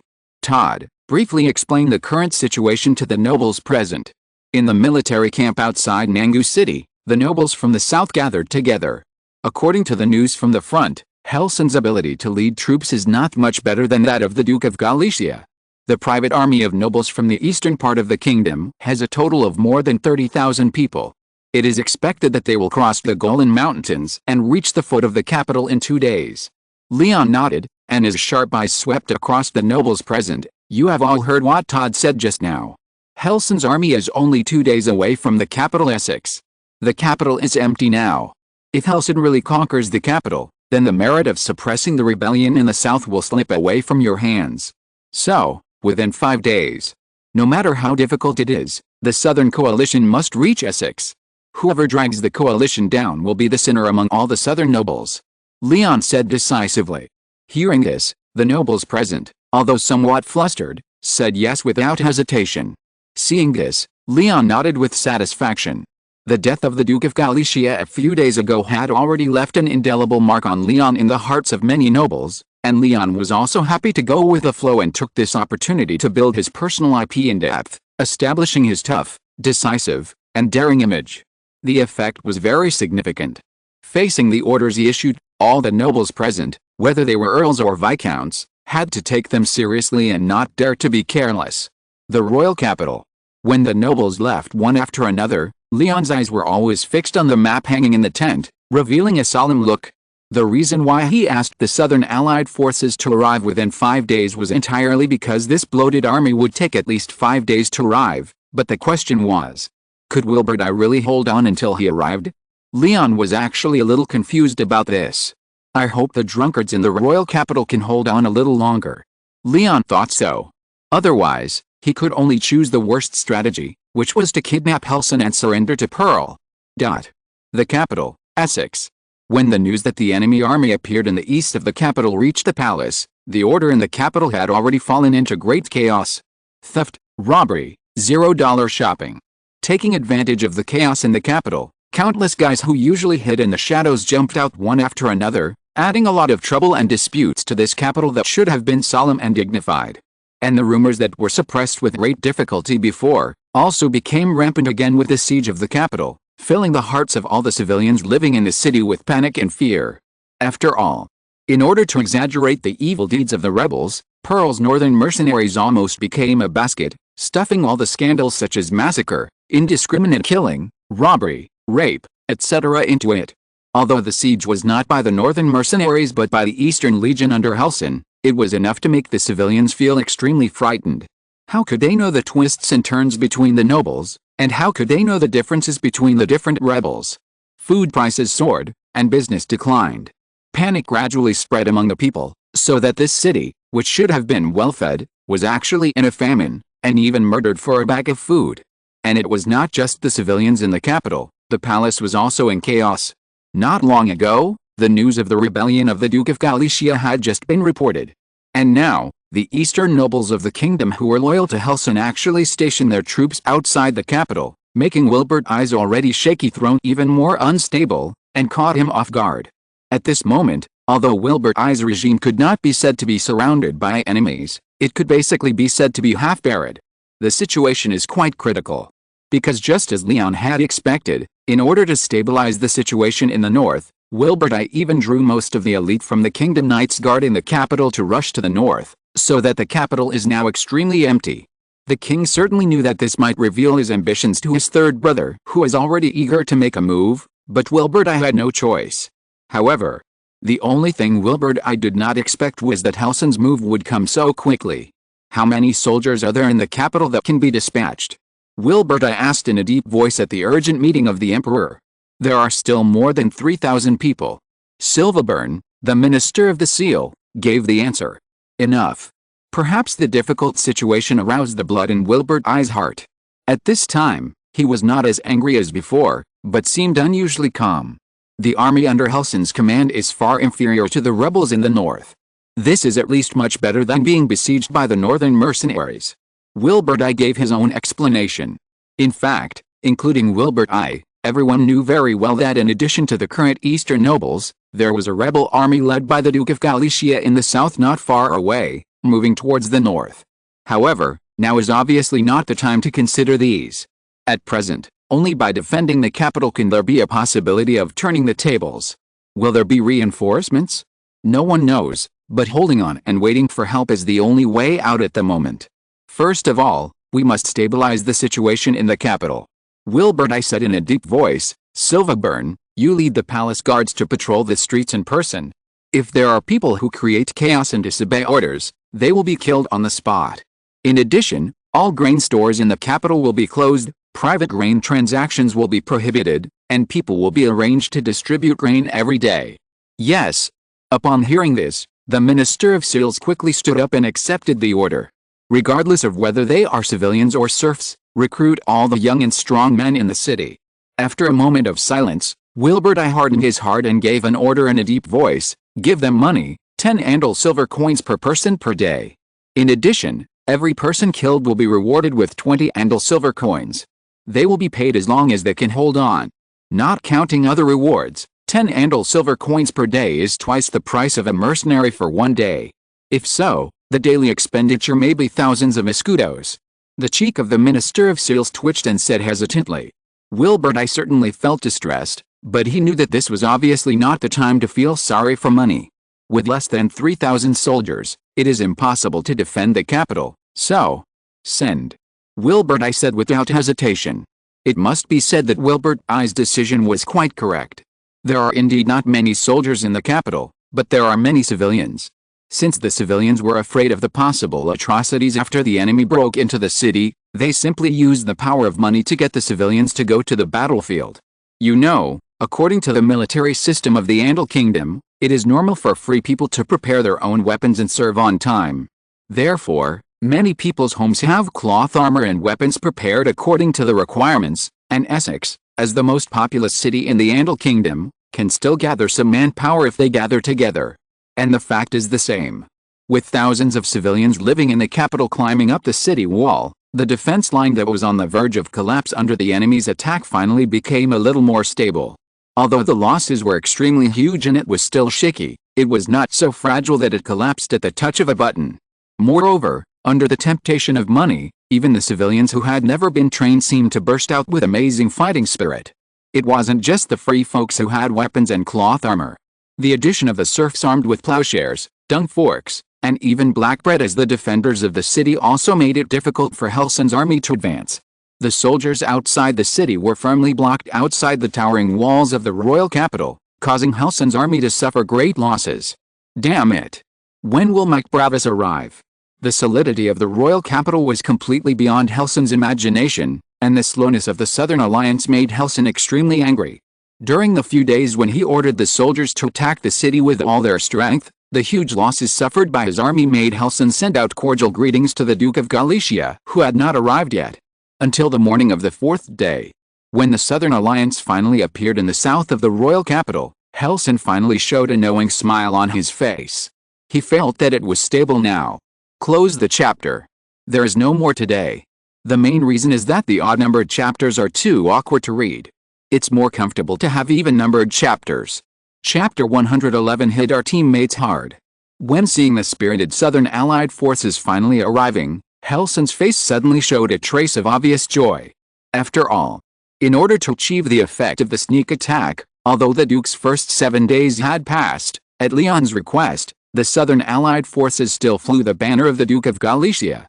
Even during this period, the correspondence between the Southern Allied forces and the third Prince Helson has never been cut off, and they are even constantly using the tone of the Duke of Galicia to inject confidence into Helson. Anyway, the higher Helson jumps, the greater his contribution will be, and Leon really has no psychological burden to speak of. Reinforcements are coming.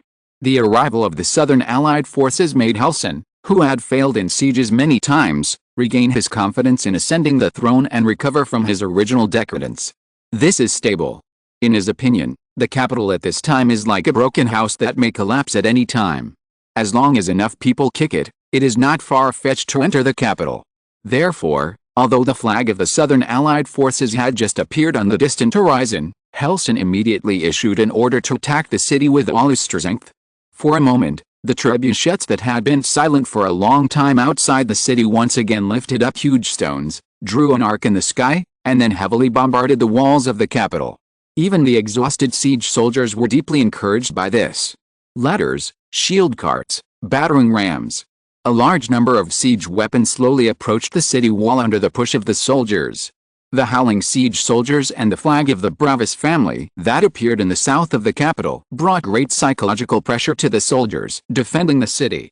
At the same time, when the news that the Southern Allied forces appeared in the southern suburbs of the capital reached the palace, most of them, whether it was Wilbur I or the many nobles and princes who were on the imperial council, turned pale. After several days of hard fighting, reinforcements did come. But what they were waiting for was Helson's reinforcements. Wilbur I swept his eyes over the nobles present. Originally, there were more than a dozen people in the imperial meeting, but now only less than half of them were present. Even the nobles present were evasive when they looked at him. Wilbur I was very sure that when Helson's army entered the city, the nobles in front of him would definitely offer their supreme loyalty to the new king. He never doubted this. Because although the nobles in front of him were all pale, their words and body movements revealed their mentality at the moment. As a noble, since Wilbur I was about to lose the throne, they only needed to turn to a new lord. Anyway, they were nobles. The nobles were undoubtedly the most shrewd and the most knowledgeable group of people in this country who knew how to protect their own interests. Whether it was Helson or Pearl, the new king would eventually need the help of the nobles to govern this huge kingdom. Therefore, no matter how many ups and downs they experienced, they were still nobles and part of the ruling class of the Andal kingdom. For example, the minister of the seal, Silverburn, was in front of him. Although the noble duke had been obedient to Wilbur I since the outbreak of the rebellion, the branch and in-laws of the Byrne family were loyal to Duke Pearl of Sadwin Castle and Prince Helson, respectively. No matter who will eventually ascend to the throne, no matter whether Silverburn will be neglected by the new king, the blood of the Byrne family will eventually become the new king's humerus, allowing this family inheritance that has been passed down for many years to stand among the nobles of the Andal kingdom. However, the nobles have a way out, but Wilbur I has no way out. What's more, as the eldest son of Queen Mary, he has never been a person who is willing to admit defeat. So, at this moment, with the help of the waiter, the king who had never set foot on the battlefield put on the armor that would only be taken out at the competition, and equipped with a sword that symbolized the king's authority. Looking at the nobles present, he was no longer willing to say more. At this moment, he would rather die on the city wall than stay in this magnificent and solemn, yet shrewdly calculated palace. The nobles stared at the king's departure. After a moment of silence, the royal meeting without the king became more lively than ever since the rebellion broke out. Although the capital had not yet been breached, the nobles had already begun to calculate the distribution of benefits after the war and what price they would have to pay to erase the consequences of standing on the wrong side in front of the new king. On the city wall, when Wilbur I, surrounded by a group of knights, stepped onto the towering and sturdy walls of the capital, the soldiers guarding the city were dying one after another. Looking at the tragic scene in front of him, Wilbur I couldn't help but recall the shrewd nobles at the royal meeting again, and a bitter smile appeared on the corner of his mouth. This was the most fierce attack launched by the siege army since the capital was besieged. Under the temptation of money and titles, the army of the eastern nobles broke out with amazing fighting spirit.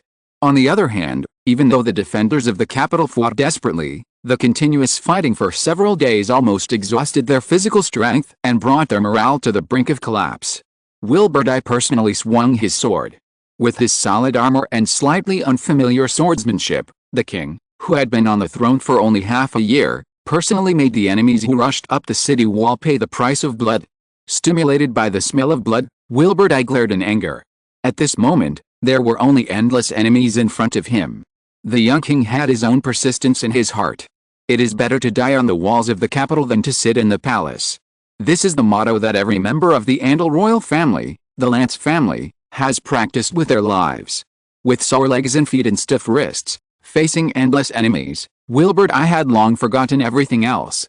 He only knew that this was a city that belonged to him and this was his kingdom. Unless he was killed, no one could take away his throne. After an unknown amount of time, Wilbur I suddenly heard a series of exclamations and loud shouts. He looked up blankly, only to see that the Southern Allied forces that had come from afar were already at the gates of the city. However, this powerful rebel army did not launch an attack on Essex together with Helson. Instead, it tore through the attacking enemy forces and headed straight for Helson's camp. The Southern Allied forces are beating up their teammates? Just as Wilbur I was stunned there, the flag symbolizing the Bravis family of the Duke of Galicia had already fallen in the Southern Allied forces formation. A double-headed eagle flag with a red background and yellow stripes was fluttering in the wind in the Southern Allied Forces formation. And Chapter 112 Sing a Song of Loyalty.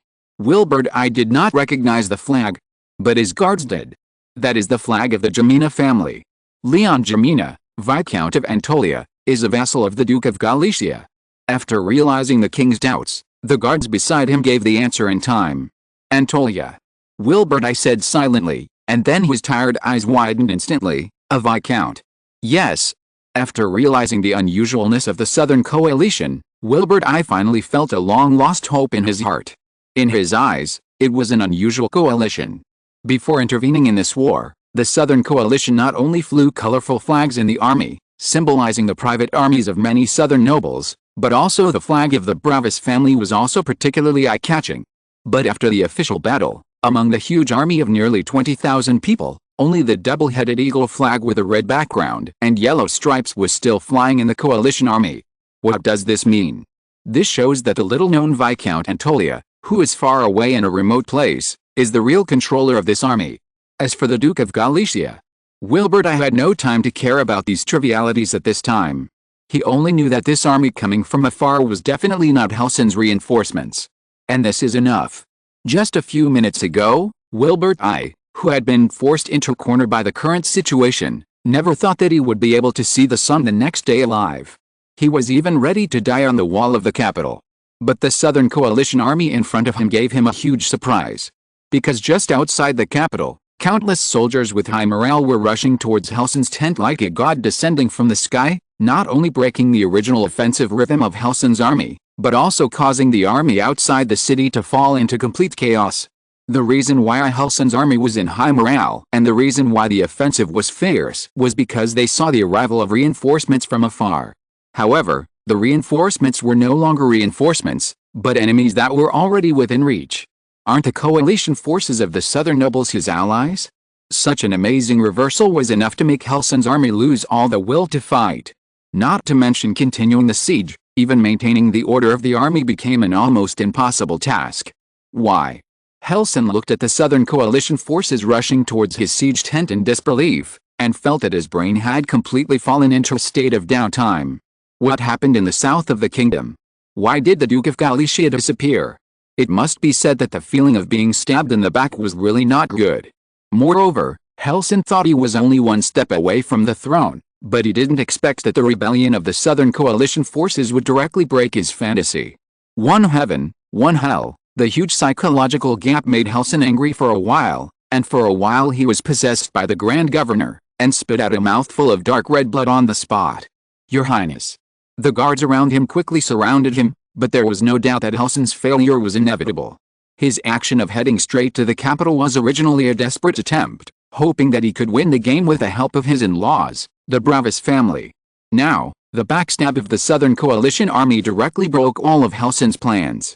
In Helsing's original expectation, the most difficult part should be how to resist the Duke of Sadwind Castle's southward advance after successfully conquering the capital. But now, there is no but. When Helsing finally stood up trembling with the help of the guards, the only thing he could do was to order a retreat as quickly as possible. After all, the backstab of the Southern Coalition army was not only an unexpected surprise attack, but the militia that had already broken through the tents was completely beyond Helsing's expectation of the role of the militia. Is this still a militia? Did the militia under the command of the Southern nobles eat dinosaur whips or giant shouking? Note, a kind of mushroom? How could they be so brave? Even when facing a knight wearing armor, the soldiers serving the Southern Alliance were not afraid at all. They dared to fight the knight in a simple cloth armor, as if they were not afraid of life and death. León Ximena. Helsing roared angrily. Of course he knew the flag of Antolia, and of course he knew who León Ximena was. Helsing had met the young Viscount as early as when he was in Parma. The Duke of Galicia had praised the Antolians for their experience in battles, and had also introduced him to the young Viscount's youth and achievements. But it was obvious that it was this Viscount, this damn guy, who completely destroyed his plan to take the capital. However, no matter how angry he was, the powerless roar was of no use at all, especially on the battlefield where the sound of killing was deafening. No matter how much Helsing shouted, his curses could not reach Leon's ears.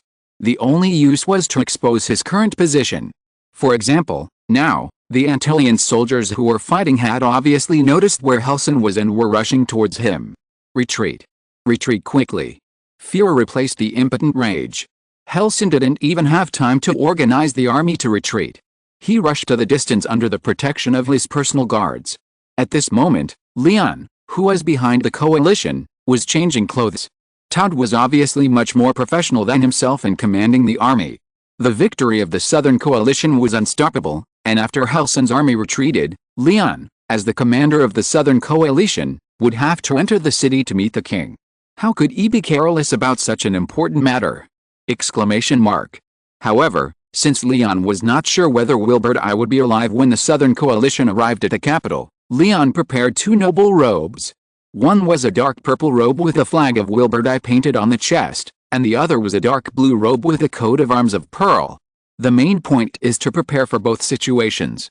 This is the inspiration that León got from the mountain people who painted tribal totems on themselves. It is a fine tradition of the Antolian mountain people. Therefore, the generals of Anatolia were also divided into two groups. One part painted the flag of Wilbert I on their backs, and the other half painted the emblem of Perrier on their backs. Which group of people followed León into the city depended on whether Wilbert I was dead or alive. When we arrived at the palace, let these big and strong men take off their armor. Wow! Let's ask, who can be more loyal than the Antolians? Exclamation mark. Thanks to the Buck Friend's still unknown flower for rewarding 200 Andal silver coins. He is really a loyal talent in the kingdom. At least he should be named an honorary knight. Chapter 113, a model of nobility and a model of loyalty. Of course, the audience with the king is a later story. Seeing the one-sided battle outside the capital, León, who was finally dressed, immediately jumped on his horse and shouted to the soldiers around him, "For His Majesty the King." In an instant, the loud slogan shook the world. The coalition soldiers who had been rehearsing for a long time immediately responded to León's call and roared loudly, "For His Majesty the King." The deafening slogan burst out from the soldiers' mouths and enveloped the entire battlefield in almost an instant. Its majestic momentum was enough to scare any enemy. Even the capital defenders wandering on the city wall heard the thunderous shouts. In many cases, the atmosphere is very important. After a moment of confusion, the soldiers who had been fighting on the city wall for several days could not help but be shocked. After a king's guard who was mixed in with the soldiers shouted the same slogan. Maybe it was due to the herd effect, or to vent the emotions of fighting for several days, the same slogan began to burst out among the soldiers defending the city. Loyalty. Loyalty is beyond words. Viscount Antolia is really the pillar of the kingdom and a model of the nobility. Standing on the city wall, among the soldiers, Wilbert I was shocked by this. This is an atmosphere that cannot be experienced in the palace at all, and this is an emotion that should not appear in the superior. However, in just one day, after experiencing such ups and downs, as Halsin's army gradually retreated, Wilbert I's emotions were already in place, and he couldn't help but praise again and again.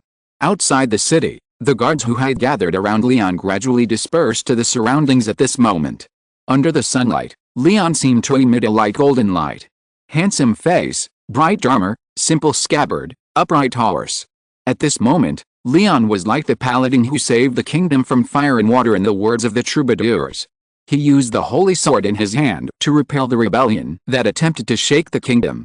Countless southern nobles gathered behind León, as if singing a hymn of loyalty on this magnificent battlefield. At this moment, León was shining. There is no doubt that this was a hearty victory. Although Halsin finally escaped, León had never thought of doing anything to him. Because no matter how angry Halsin was about himself now, as long as he was still a normal person, as long as he still had ideas about the throne, then Wilbert I would always be his first target. What's more, Halsin now is obviously like a squirtle doing sit-ups, unable to turn over. So in any case, this is the first big victory achieved by the nobles supporting Wilbert I since the Duke of Sadwin Castle and the third Prince Halsin rebelled one after another. After defeating the rebels under Halsin, León immediately ordered the Southern Coalition to retreat dozens of miles. With his actual actions, he proved that the Southern Coalition had never had any ambitions for the capital in front of them. This also means that after several days of siege, the siege of the capital was finally lifted, and Wilbert I's rule over the Andal kingdom will continue. As the long-closed city gate was slowly opened, Viscount León Ximena of Anatolia became the first noble to enter the capital since the enemy retreated. Beside him were 20 high-spirited and disciplined Antolia soldiers and a group of southern nobles. And Andal King Wilbert I, surrounded by guards, stood behind the city gate in person to welcome the southern noble who came from afar. Although Leon was just a viscount, he was a well-deserved hero in the eyes of Wilbert I at this time. How could this be a relief? This almost forcibly extended the reign of Wilbert I. It not only completely broke the previous deadlock, but also revitalized the situation of the kingdom from point to surface. This is really not an exaggeration. Before this, although the Duke of Sadwin Castle led his army south, Wilbert I still needed to guard against Helson in the east no matter how many people he transferred. Now, the surrender of the southern nobles and the defeat and escape of Helson have made the situation of the Andal kingdom clear. Leon. Regardless of the waiter's obstruction, Wilbert I greeted him very cordially. At this time, Leon seemed particularly humble, just like before in front of the Duke of Galicia, kneeling on one knee to show his loyalty to His Majesty the King. Don't be afraid of too much, just afraid of not enough. Although his fiefdom is far away in Antolia, the southernmost part of the kingdom, and he has never seen this king before, at this moment, Leon's eyes are already soaked with tears. Your Majesty. After a brief brewing, Leon shouted in anger, there are traitors in the kingdom.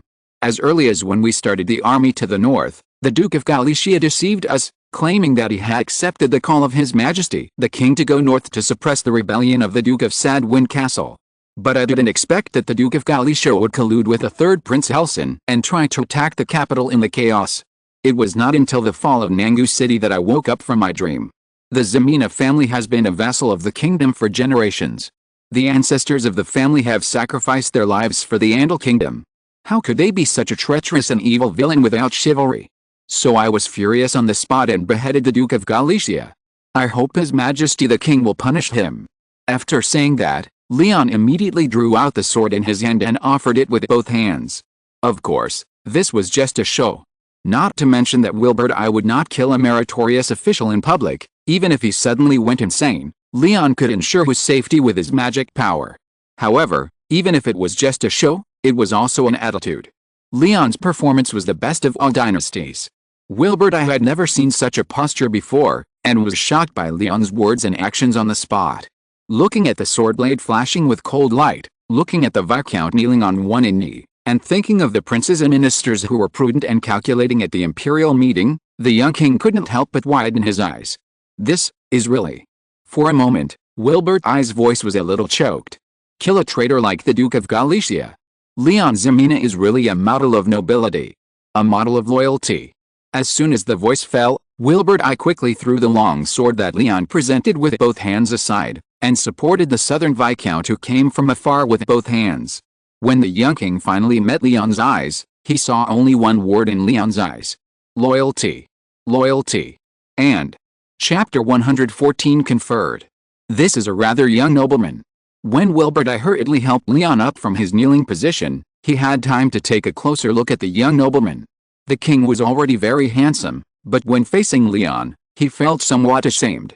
Perhaps because he was born in Antolia, Leon's skin color was not fair, but his facial features were sharp and angular. Although his figure could not be compared with those big and strong Antolia men, he was tall enough. Coupled with a very fitting and temperament-highlighting noble robe, he was worthy of the title of aristocratic model. Looking at the handsome and resolute young noble in front of him, Wilbert I couldn't help but wonder, how many monthly votes would it take to get this face?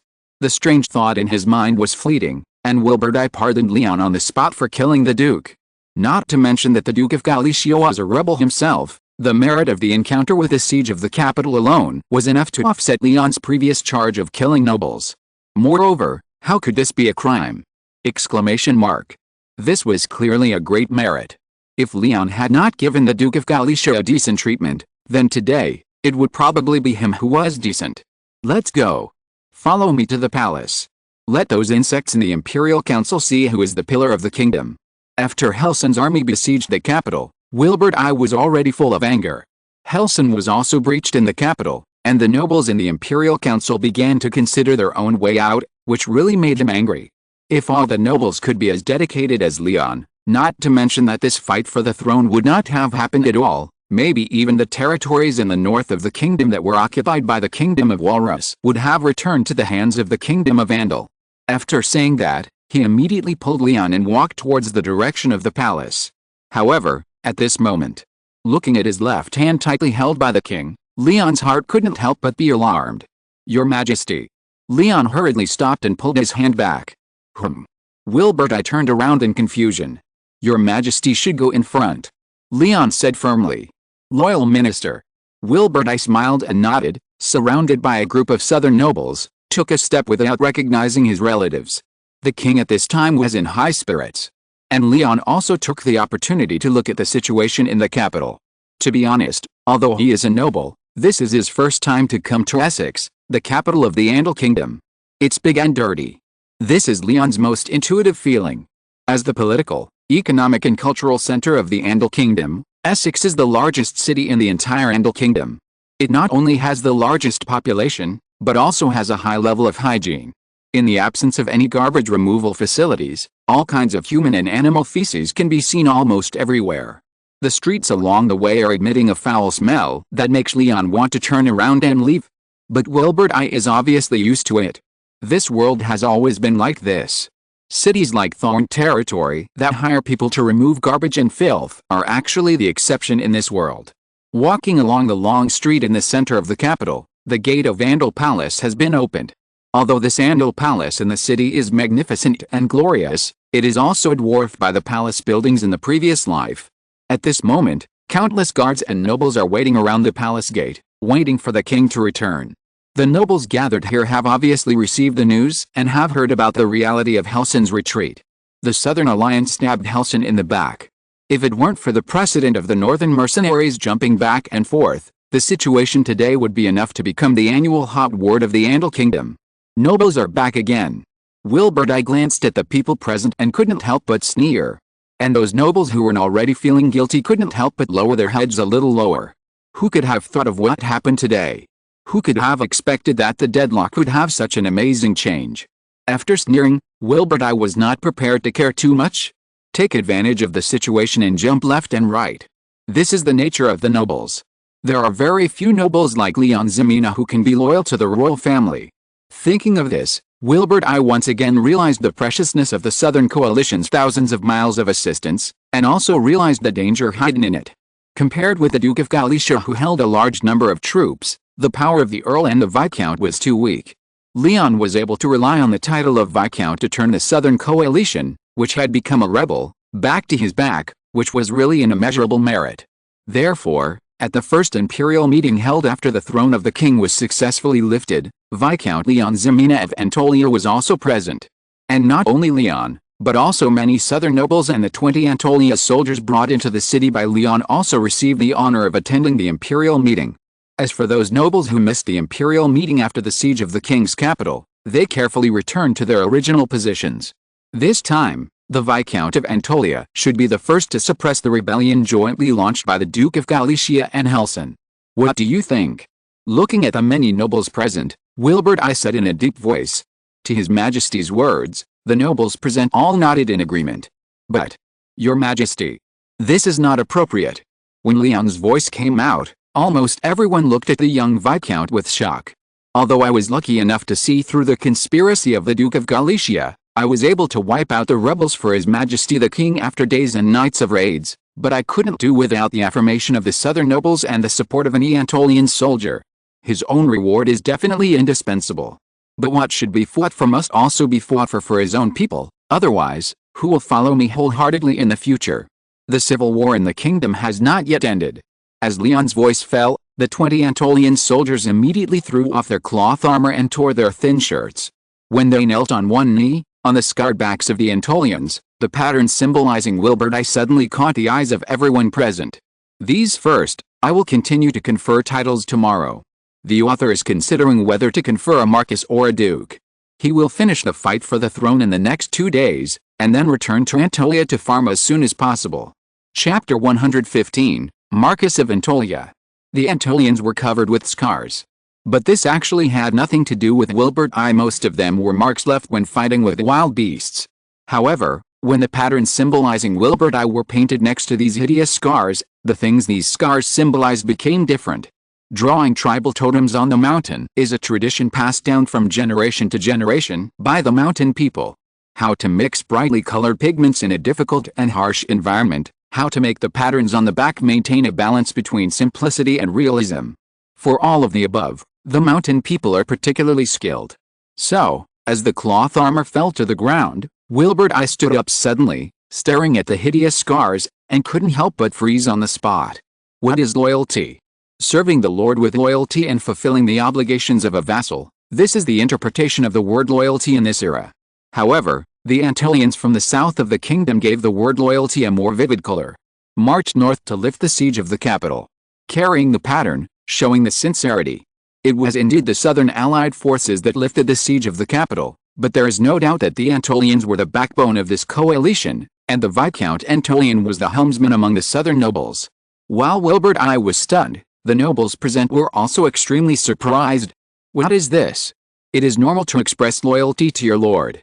But Antolian is the first one to come up with so many tricks in the 100-year history of the Andal kingdom. Not only the nobles present, but also those southern nobles who followed Leon into the palace were basically stunned. How can this be done? However, after a brief surprise, most of the southern nobles felt a little grateful.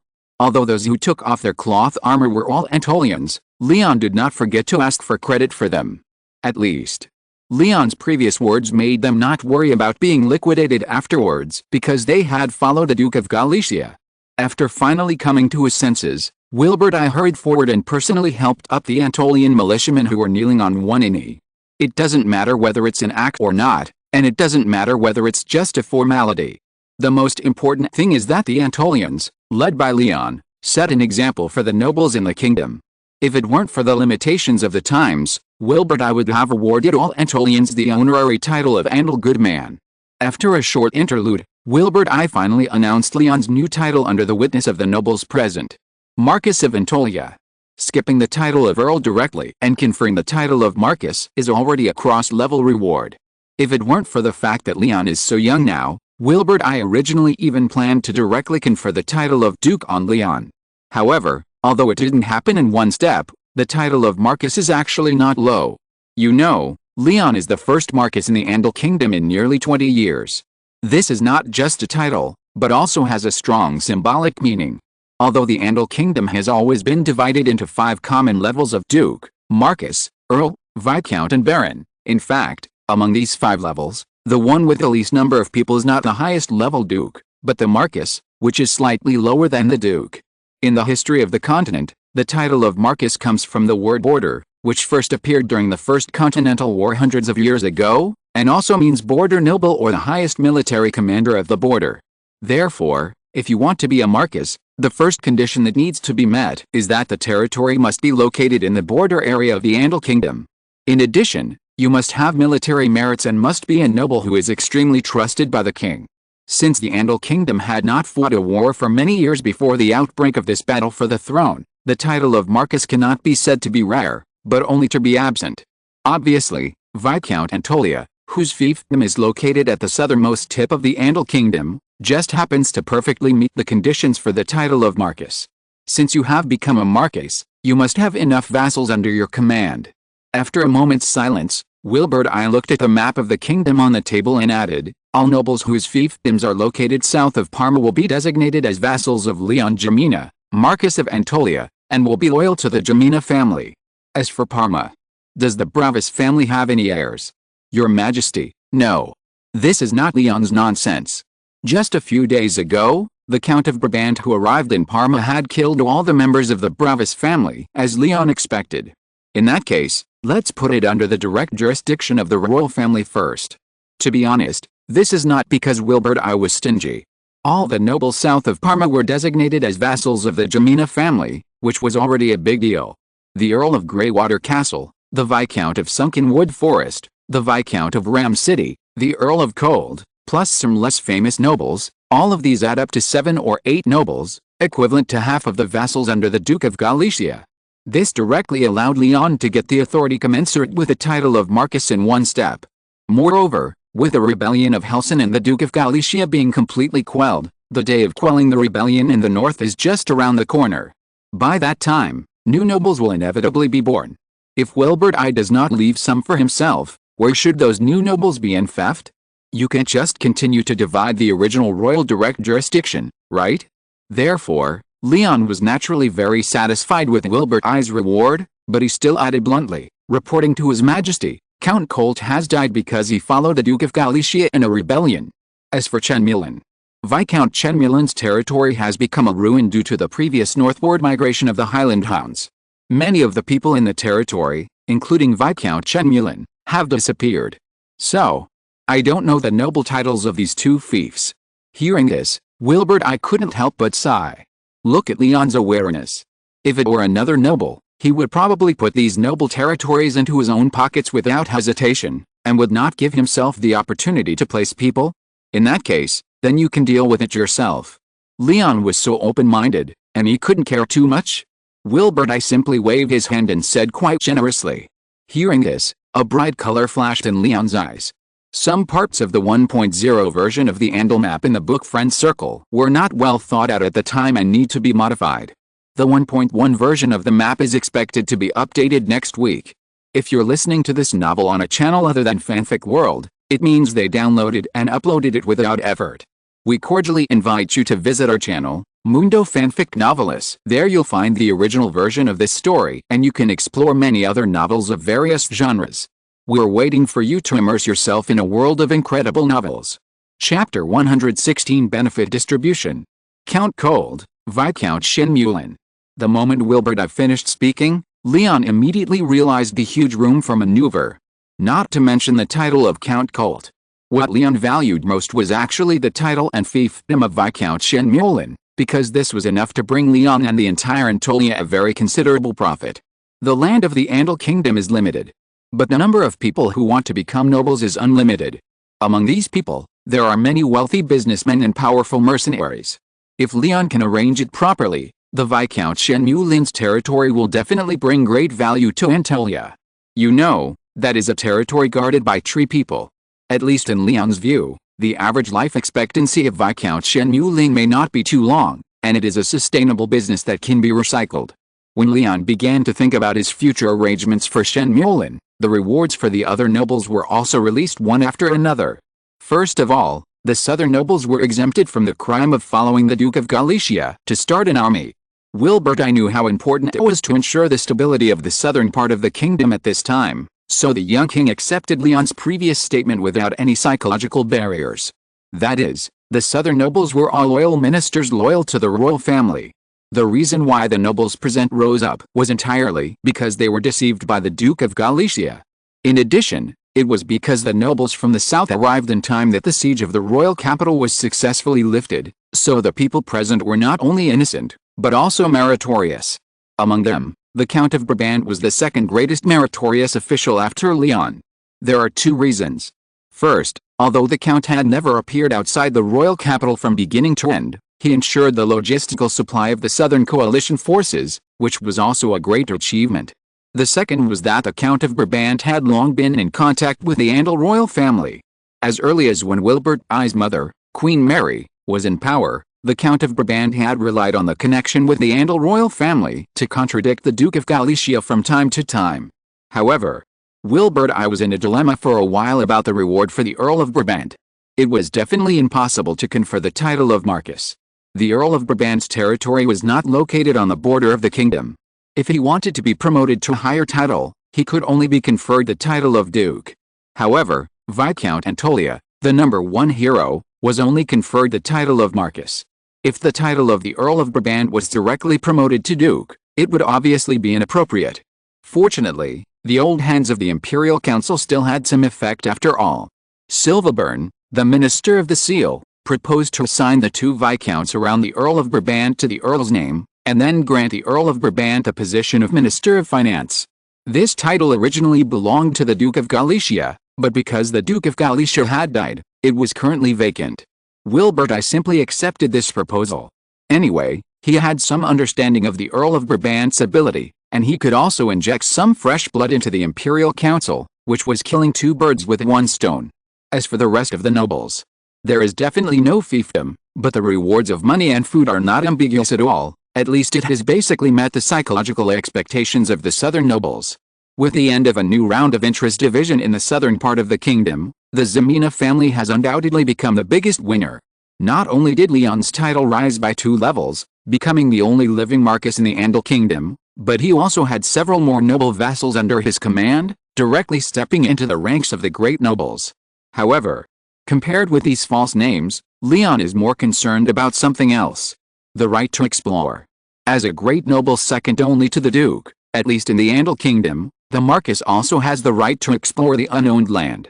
Therefore, this also means that Leon's next exploration of the abandoned land will never be hindered by the Andal kingdom. That is to expand the territory.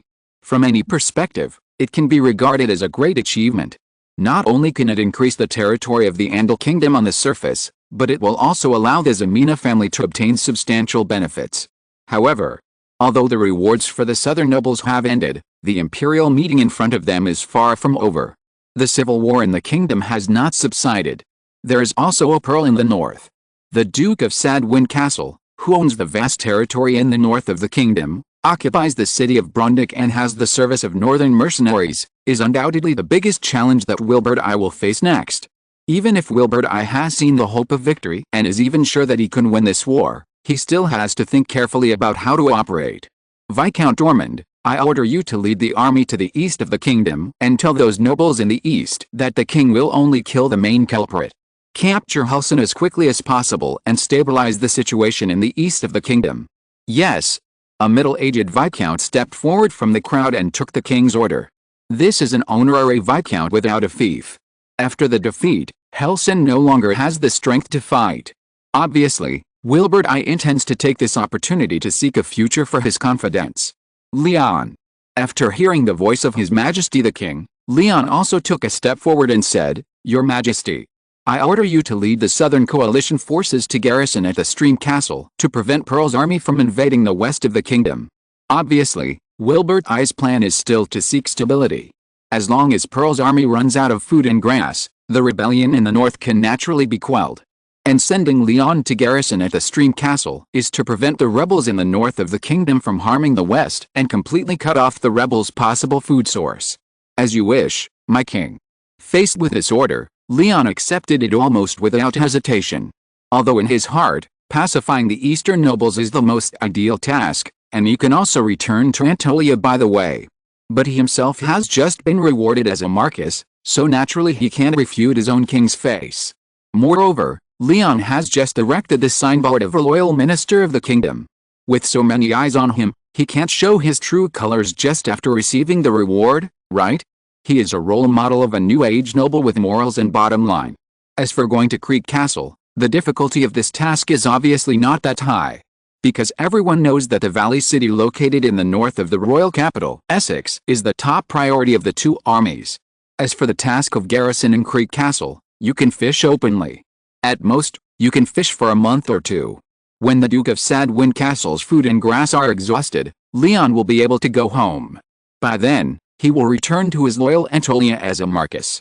Thanks to the book friend for the untouchable realm for the reward of 500 Andal silver coins, the honorary knight is you. The plot of the civil war in the kingdom will be over almost tomorrow. If it is longer, it will seem a bit dragged out. Chapter 117 Leon's daily life of slacking off. Compared with the intense battle under the Valley City, the western part of the kingdom is a completely different picture. As early as when León Ximena, the Marquis of Anatolia, led the high-spirited Southern Coalition army into the western part of the kingdom, the only Marquis of the Andal kingdom now keenly noticed this. Rather than supporting the king, it is better to say that they remain neutral. In this civil war in the kingdom, the nobles living in the western part of the kingdom provided Wilbert I with all support except for help. Of course, having said that, the choice of the western nobles is naturally reasonable. On the surface, Viscount Cummings, who is loyal to the northern rebels, led his troops to occupy 30 kilometers north of the Stream Fort, making the nobles in the western part of the kingdom dare not act rashly. In private, although Wilbert I offered a high stakes to the nobles in the western part of the kingdom, Pearl, the Duke of Sadwin Castle, also did not give less. Therefore, under this weird balance, remaining neutral is the best choice. Not only can it save the western part of the kingdom from war, but it can also allow the local nobles to have the best of both worlds and gain the most benefits. In the Andal kingdom and the feudal system of this era centered on the nobility, this behavior of having the best of both worlds is not favored by the monarch, but it will not be liquidated after the war. After all, the northern rebels are indeed stationed in the area close to the western part of the kingdom. This reason is not only reasonable but also legitimate to protect the territory and the people. However, with the lifting of the siege of the capital and the quelling of the Halcyon rebellion, the western nobles have reached the time to make their attitude clear. Therefore, when the southern coalition forces, led by León, finally arrived at the stream castle after dozens of days of travel, the nobles in the western part of the kingdom had already been waiting there. And not only the local nobles in the stream castle, but also the Duke of Mercia, the head of the nobles in the western part of the kingdom, was also present. Marquis of Antolia. When León turned over and dismounted, among the people present, except for the Duke of Mercia, who had a higher title, the rest of the nobles all paid the most standard courtesy to León. Obviously, the well-informed nobles had already heard the news that León was canonized as a Marquis. "My Lord Duke." León greeted politely. The Marquis of Antolia is really young and promising. Although this was the first time they met, the Duke of Mercia immediately showed the goodwill of the western nobles. Everyone is not a fool. Behind León were tens of thousands of soldiers of the southern nobles. Perhaps León did not think much, but in the eyes of the nobles in the west of the kingdom, León's arrival had a very clear symbolic meaning. Assisting the western nobles to resist the northern rebels was the task assigned to León by the king. But at the same time, it also meant that Wilbert asked the nobles in the west of the kingdom to no longer be neutral, but to clearly support the rule of Wilbert I. Otherwise, it would be hard to say whether this southern coalition led by León came to resist the northern rebels or to pick faults in the west of the kingdom.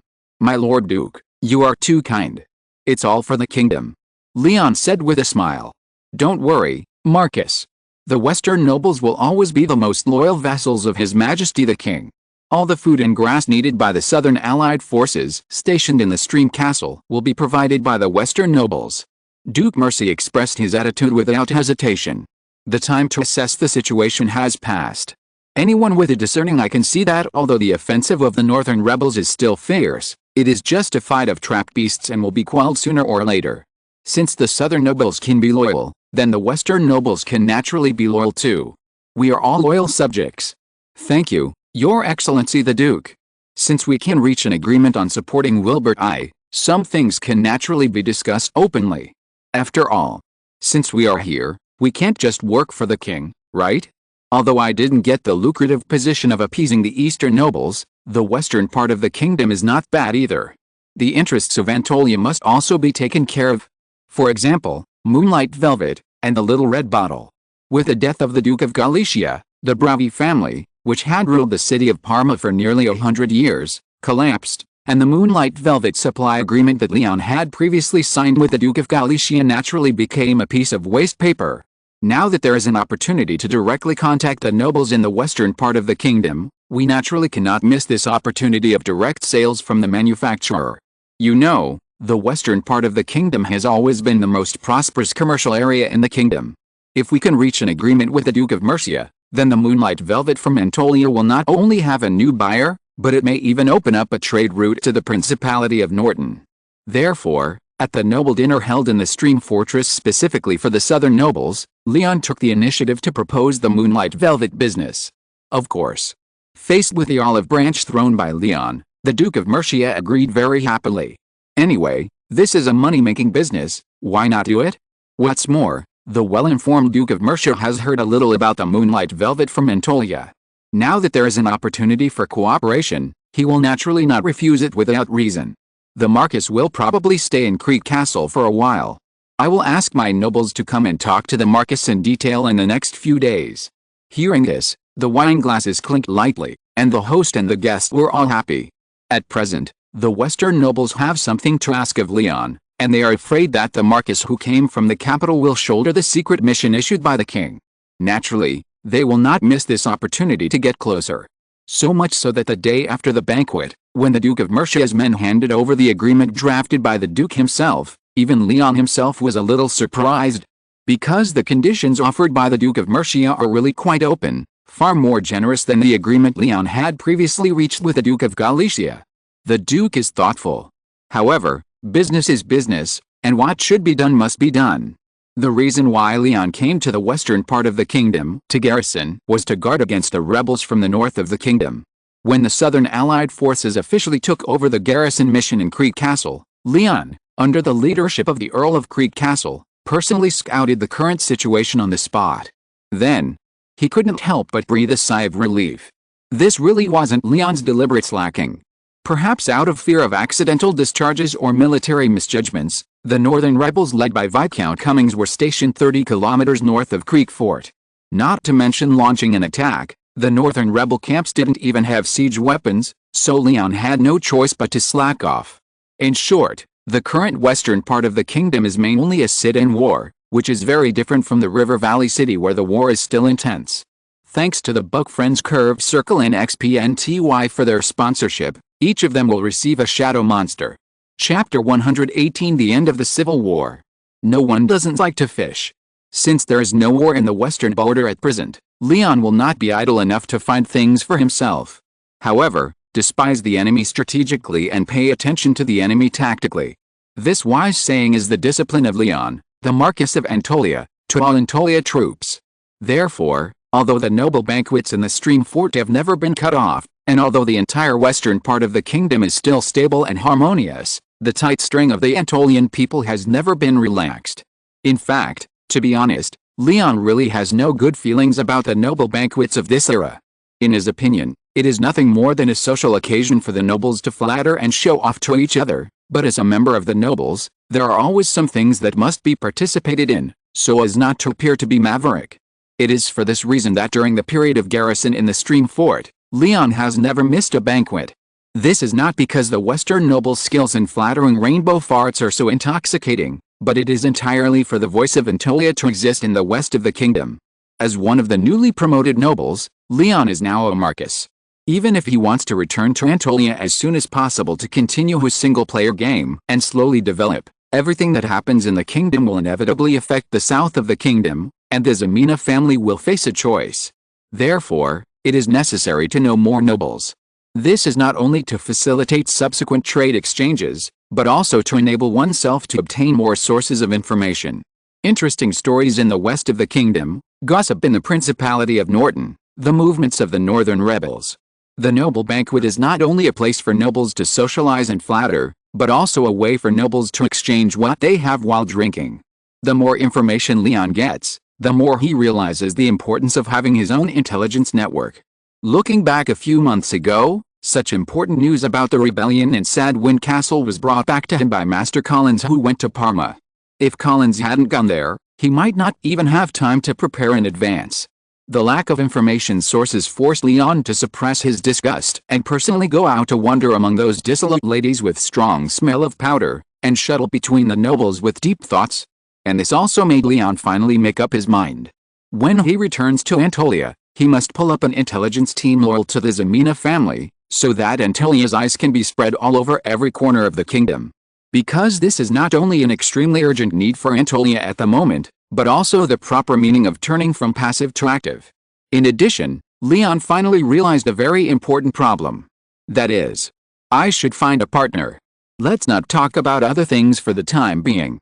At least in the Andal Kingdom, the Ximena family has only this one seedling, which is really thin. Long before the expedition to the north, Aaron had mentioned the matter of marriage to León again and again. And now, León has become a Marquis who is only 20 years old and is deeply trusted by His Majesty the King. For any noble in the Andal Kingdom, León Ximena is a worthy marriage partner and a super large sweet potato. Not to mention the viscounts and earls in the western part of the kingdom, even the powerful Duke of Mercia has also shown his intention to marry. Although this is a bit of a headache for León to a certain extent, it is also an opportunity for León. This is what he has just learned from the western nobles. Swinging left and right, with a vague attitude. Not saying to marry, nor not to marry. Although it has hung the appetite of a group of nobles, it also allows León to take this opportunity to win more chips for Antolia, and the main focus is on the style of a sea king. That is, I love you, but I may also marry her. As a result, the nobles in the western part of the kingdom have shown more goodwill to Antolia, and even made considerable compromises in many business agreements. After all, if they can marry the Ximena family, then the heirs born will inevitably become the first heirs to the title of Marquis of Antolia. This is a great temptation for any noble. However, the banquet will eventually end. Just as Leon was struggling with how to escape from the passion of countless Western nobles, the Northern rebels moved south, allowing Leon to escape smoothly. Yes, after this period of slacking off, the Northern rebels, who were originally stationed 30 kilometers away, ended the sit-in war that lasted for more than half a month, and moved forward all the way to station outside the Stream Castle. The Northern rebels' food supply is probably going to run out. As the Western nobles ran back to their own territories one after another, Leon made a general assessment of the overall situation of the kingdom's civil war at an emergency military meeting. The north of the kingdom is not the kingdom's main food-producing area, and the central part of the kingdom needs to supply a large amount of food and grass every year. And now, it has been nearly half a year since the Duke of Sadwind Castle started his army, and the Northern rebels' food and grass are probably almost exhausted. Otherwise, there is no reason for the rebels who have been fishing in the north of Stream Castle to suddenly attack the west of the kingdom. However, even if he attacked, Leon was not afraid of the rebels entrenched outside the city. What a joke! From Oak City to South Valley City, from killing the Duke of Galicia to lifting the siege of the capital, these battles were fought by the Southern Coalition with strength. And the current situation has long since changed from offense to defense. All the Southern Coalition has to do is to shrink in Stream Castle and defend it, and there is no need to fight the rebels outside the city like in the past few battles. So all Leon had to do was to command the defenders of the Stream Castle with ease and resist the offensive launched by the Northern rebels. After all, no matter how elite the Northern rebels were, they could not compare with the Highland hounds that invaded Thorn Ridge every year of the Jackdaw. However, just when Leon thought that this boring city attack and defense would last for more than half a month, the rebels led by Viscount Cummings suddenly stopped. Then, an explosive news came from the Valley City. Pearl, the Duke of Sadwind Castle, accidentally drowned on the banks of the Holm River, and now his life or death is unknown. At the moment of hearing this news, Leon suddenly had a strong premonition in his heart. This battle for the throne that affected the entire Andal Kingdom seemed to be coming to an end in this slightly funny way. Go back to farming. Chapter 119 Return to the South. Pearl's fall into the water was a completely genuine accident that could be notarized and dispelled. Although there has never been a lack of conspiracy theories in the Andal Kingdom, in fact, Pearl, the Duke of Sadwind Castle, slipped and accidentally fell into the water in front of the Northern rebels. It was about the same time as when Leon's father died. So, although Leon was confused by Pearl's news, he was also very fortunate in his heart. Although under the guard of the Southern Allied forces, the current Stream Castle is as stable as Mount Tai, enough to be called the Jiangdong Iron Wall in the west of the kingdom, but if there is a choice, it is better not to fight. Leon has long wanted to return to Anatolia and live his own relaxed and leisurely aristocratic life. Anyway, the title of Marquess is already in hand, and he has already taken what he should take. Coming to the west of the kingdom is purely to give the king face and to get in touch with the nobles in the west of the kingdom. Note, BJ dialect, meaning to establish good relations. However, when the news of Pearl falling into the water came, compared to Leon's calmness, Viscount Cummings, who was commanding the rebels to attack Creek Fort, was completely dumbfounded. But in fact, this is not difficult to understand. For example, this is equivalent to a large group of people following the Ming Chang's Zhu to raise an army to quell the rebellion, but halfway through the battle, Boss Zhu died. What should the remaining people do? They are neither members of the old Zhu family nor have a tenable reason. Should they continue to fight or surrender quickly? Even if they continue to fight, how will the benefits be divided, and who will sit on the throne? Exclamation mark. This is a bit similar to the situation Viscount Cummings is facing now, and it can even be said to be quite embarrassing. The main question is whether Pearl is alive or dead. If he is dead, then he can just surrender directly. Anyway, he is a nobleman, and he will not be punished if he surrenders with tens of thousands of Northern rebels, and he may even get some rewards. But the problem is, Pearl's situation at this time is not very clear. According to the current news, Pearl just fell into the water and was still in the stage of bloodletting. However, after several days of careful consideration, and after a comprehensive analysis of the effectiveness of bloodletting and a relatively accurate probability inference, Viscount Cummings finally made the decision to surrender.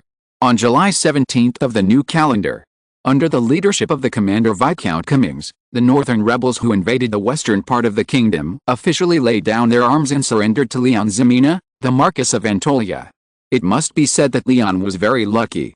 Since Viscount Cummings was the first northern noble to surrender, and Leon was also the first noble to accept the surrender, Leon, the Marquis of Antolia, was rewarded with 2,000 gold coins by the king. Although it cannot be said to be a lot, it can be regarded as a windfall. And this also became the prelude to the end of this rebellion. 2 days later, the famous northern mercenaries surrendered under the Valley City. 3 days later, 13 northern nobles declared their allegiance to Wilbert I and Brundick. Although Pearl, the Duke of Sadwin Castle, survived miraculously on the 4th day after being tortured by bloodletting, he was no longer able to stop the end of the rebellion.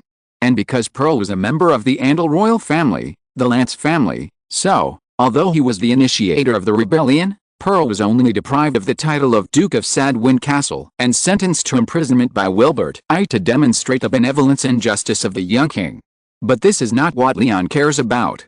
At the moment, he just wants to go back quickly. If he goes fast enough, he may be able to catch up with the maturity of the second wave of crops planted by Antolia this year. If he goes back smoothly, he can also pack some refugees on the way back, which can be regarded as replenishing the already small population of Antolia. After all, even though the loss is not large, or even slight, the soldiers of Antolia have suffered inevitable reductions in this northern expedition. Even if it was nothing compared to what the Ximena family had gained, no matter how light the loss was, it was still a loss, and the loss was to the soldiers of Antolia. However, it was unrealistic to bring the bodies of the fallen soldiers back to Antolia. Especially now that it was summer, let alone bringing them back, they would stink if left alone for a few days. Therefore, Leon specifically ordered Todd to preserve the ashes of the fallen soldiers and carefully copy down the names of the soldiers who died or were injured. Because according to the rules set by Leon, the descendants and relatives of all the soldiers who died for Antolia would be properly taken care of, which was also considered to be fulfilling his duty as a lord. Leon, who was eager to return home, was not even prepared to wait for the southern nobles to return together. After receiving the withdrawal order from Wilbert I, he set out immediately. The only problem was, although he had gotten rid of such a big burden as the Southern Coalition, the Antolia army's marching speed was really slow. This was not because the soldiers were lazy. It was mainly the actions of the refugees gathered along the way that seriously slowed down the marching speed of the Antolian army. However, when Leon finally arrived in the city of Parma in mid-August, the Antolian army, which originally had only a little over 1,000 people, had expanded to a size of 5,000 or 6,000 people. Most of them were the labor force that was packed and brought back on the way back. Of course, there are naturally old, weak and disabled people with labor. Leon is a time traveler after all. Although the main people he gathered were young and strong women, he couldn't bear to separate the refugee families with families, including 80-year-old mothers and infants. Besides, if the whole family moved to Antolia neatly, the sense of belonging to Antolia would naturally be stronger, right? August 14th, Yi entered the house.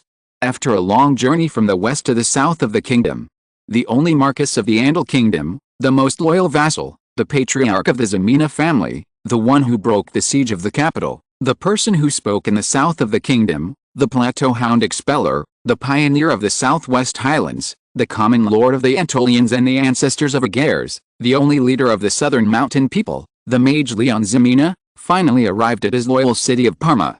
Although in the new division of power in the southern part of the kingdom drawn up by Wilbert I, the city of Parma did not belong to the territory that Leon could govern, but because it had been in war before, Wilbert I had not had time to grant this territory to the new nobles.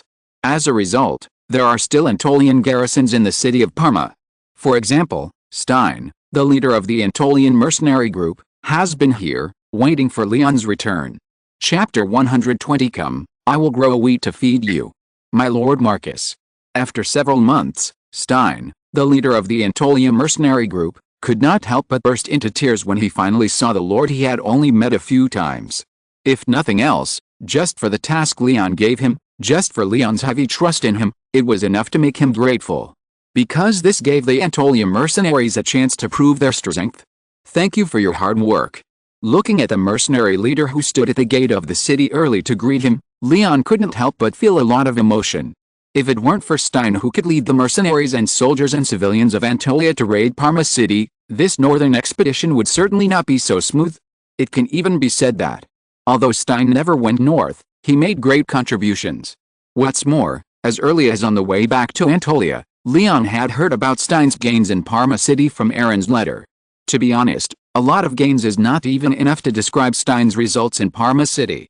With the wealth accumulated by the Bravis family for generations, Leon had no doubt that the treasury in Anatolia, which could only run away from rats, had become the most abundant one in the entire southern part of the kingdom, and there was no other.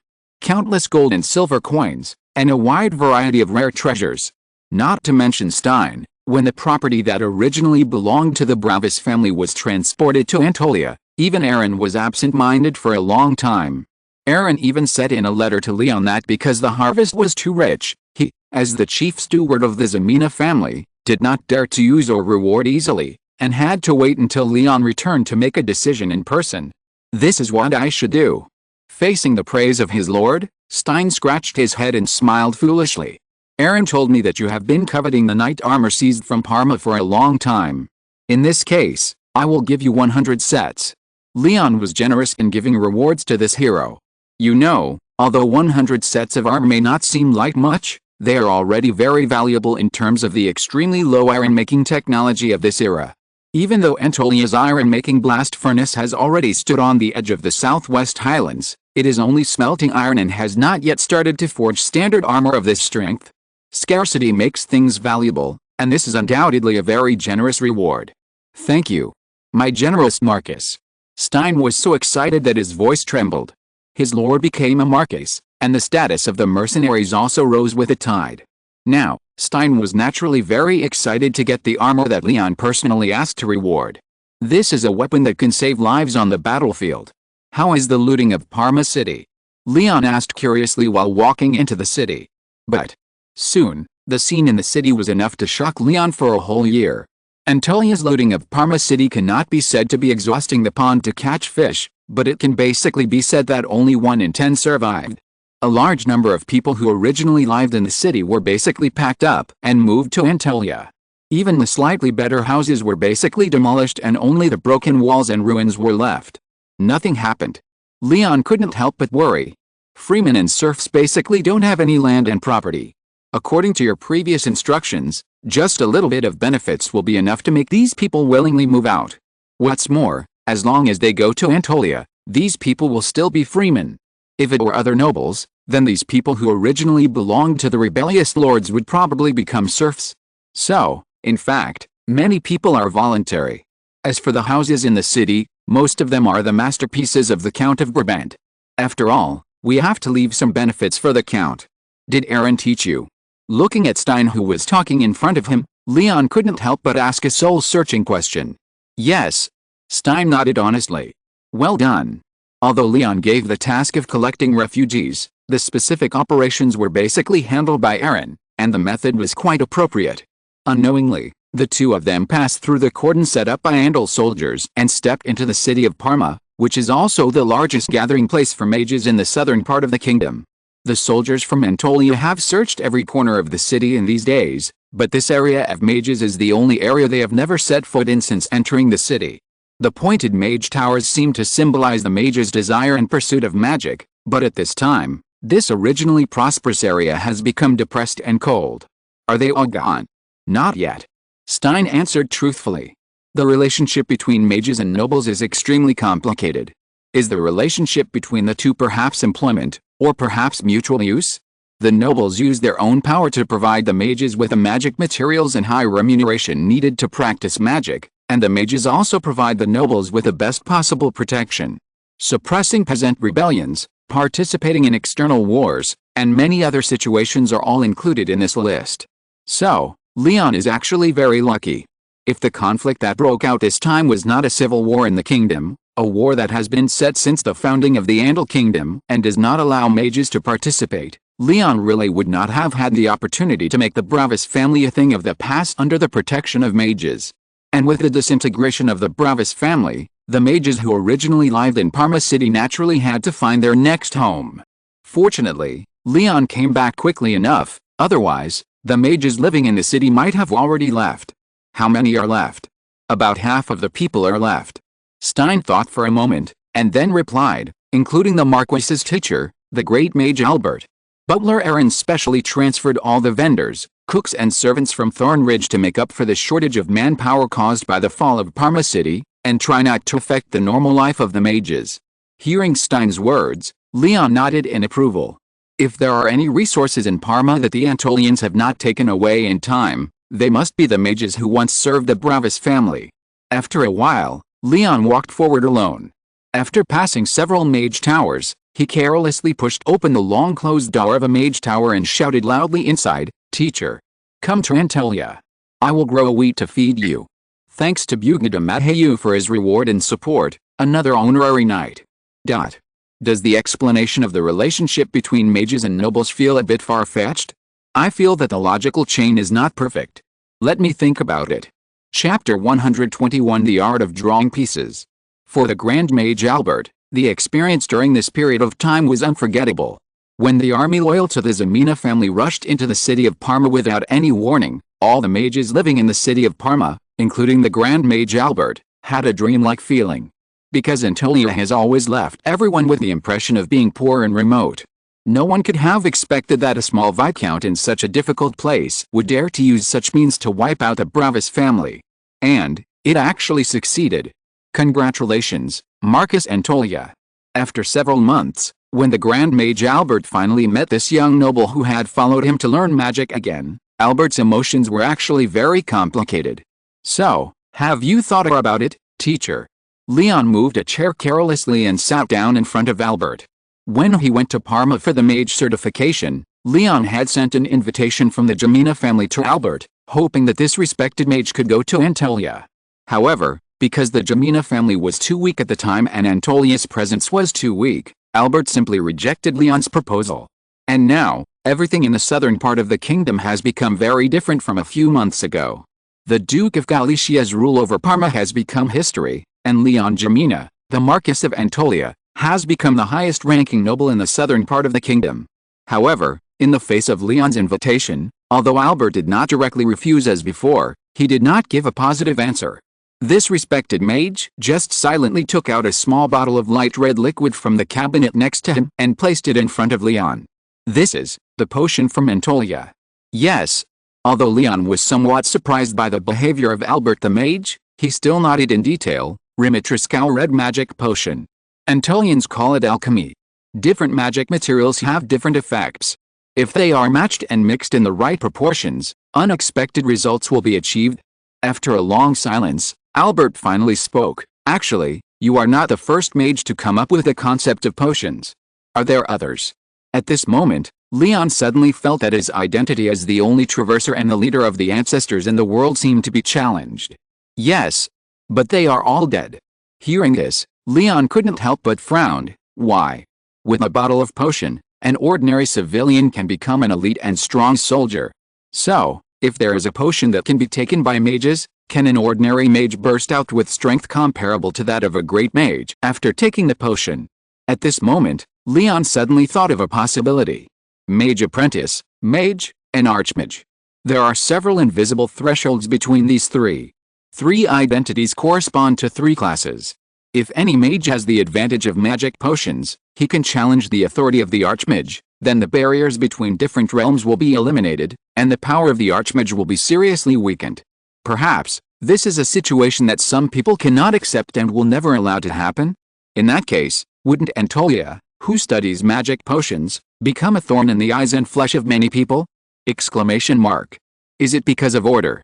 Leon asked tentatively.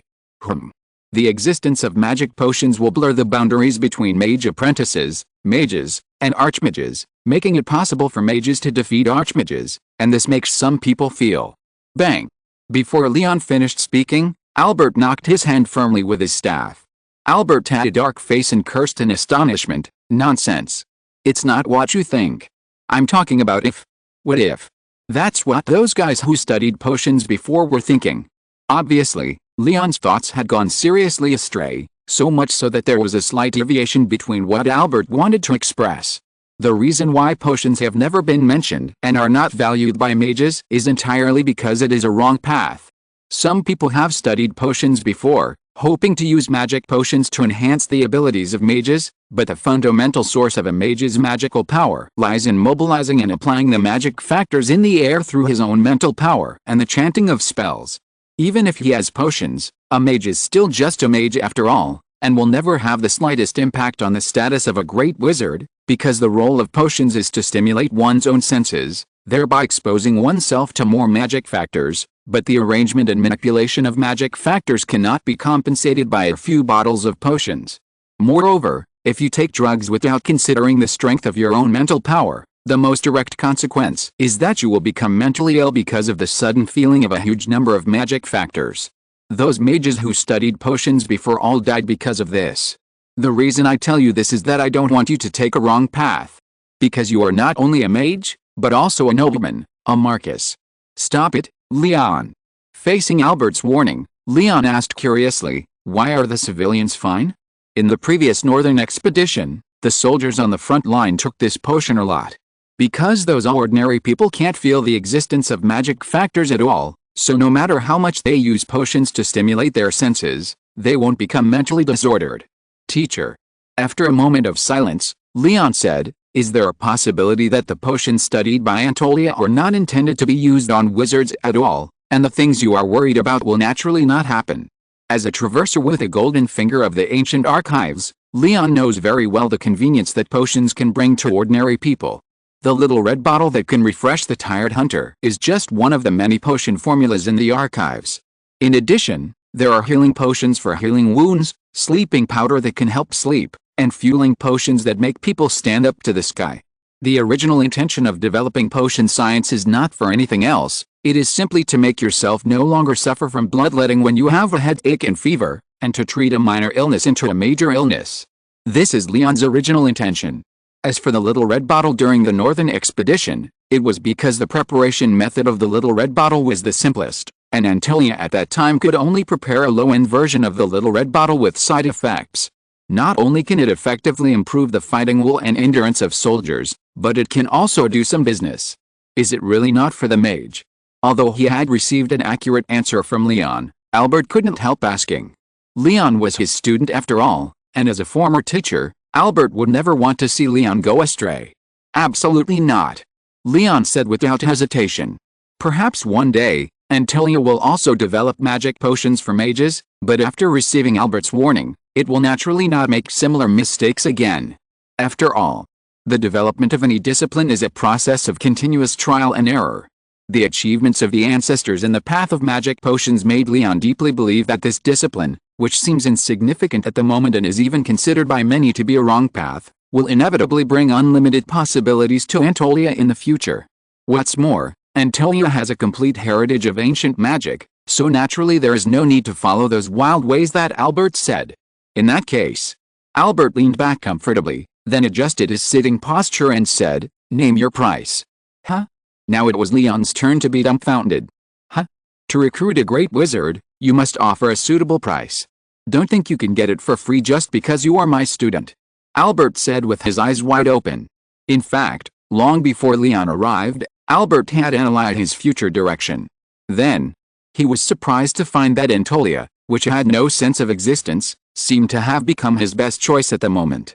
Not to mention that León Ximena, the Marquis of Antolia, was once his apprentice to the wizard. Leon's title of Marquis alone was enough to gain the loyalty of the great wizard. How about ancient magic? Leon offered his price. Obviously, he still wanted to strive for the possibility of getting it for free, just like when he recruited Collins. Ancient magic? Like your previous fireball spell? Albert asked curiously. Not everyone is willing to give up everything they have for a completely unknown field, not to mention. In Albert's opinion, whether the ancient magic Leon mentioned is ancient or not is still an unknown. If the Ximena family really has the inheritance of ancient magic, then why did Leon go to Parma to learn magic from him? Therefore, even though the fireball spell performed by Leon is indeed extraordinary, it is not enough to impress Albert. Yes, but not enough. Albert said. As a great wizard, Albert's magic path has basically been fixed. Even if he can get the opportunity to contact ancient magic by being loyal to Antolia, it is still far from enough. Seeing this, Leon's face showed a very tangled look, and then he made his own promise. Teacher, don't worry, As long as you go to Antolia, the Ximena family is willing to provide the same conditions as the Bravis family. Although Antolia is not rich now, even if the fiefdom is full of wheat, it will definitely guarantee the teacher's expenses. At least there will be no worries about food and drink. The wizard relies on the gold coins provided by the nobles to buy magic materials, and then he has to serve the nobles when needed. Since Leon hopes that Antolia can embark on a different development path, in fact, no matter how high the prices, Leon will not lose. After all, as long as Albert is fooled, there will be a steady stream of subjects and projects piled up beside Albert. It can not only solve the urgent problems for Antolia, but also allow the wizards to deepen their understanding of magic in the process. It can be said to be a model of mutual benefit and win-win.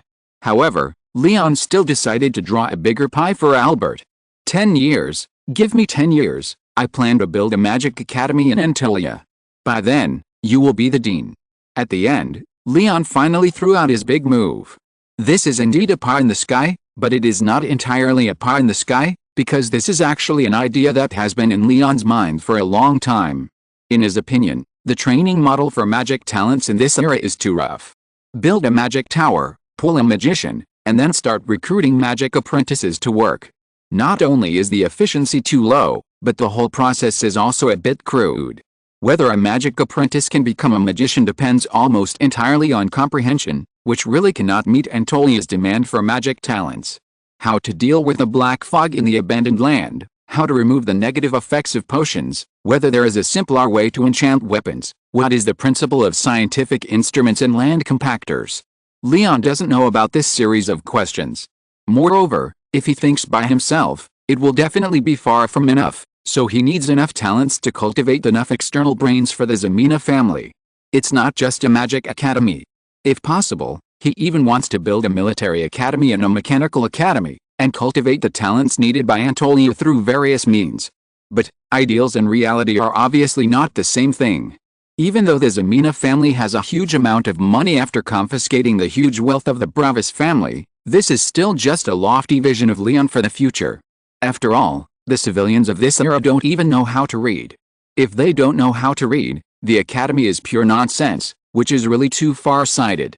To put it bluntly, what Leon thinks is just some unrealistic castles in the air. But this is not the key. The key is to draw the pie first. First fool Albert. Magic Academy. Although Albert is a great wizard, he is really unfamiliar with this so-called Magic Academy. So, Leon simply put aside the rest of the things, and continued to concretize and detail the pie he drew in the following conversation. From the enrollment process to the graduation requirements, from the apprentice internship to the wizard recruitment, he was exaggerating and stunned Albert. There was no way, the concept of the so-called magic school was too advanced. Even Albert, a great wizard, could not think beyond the inherent limitations of this era.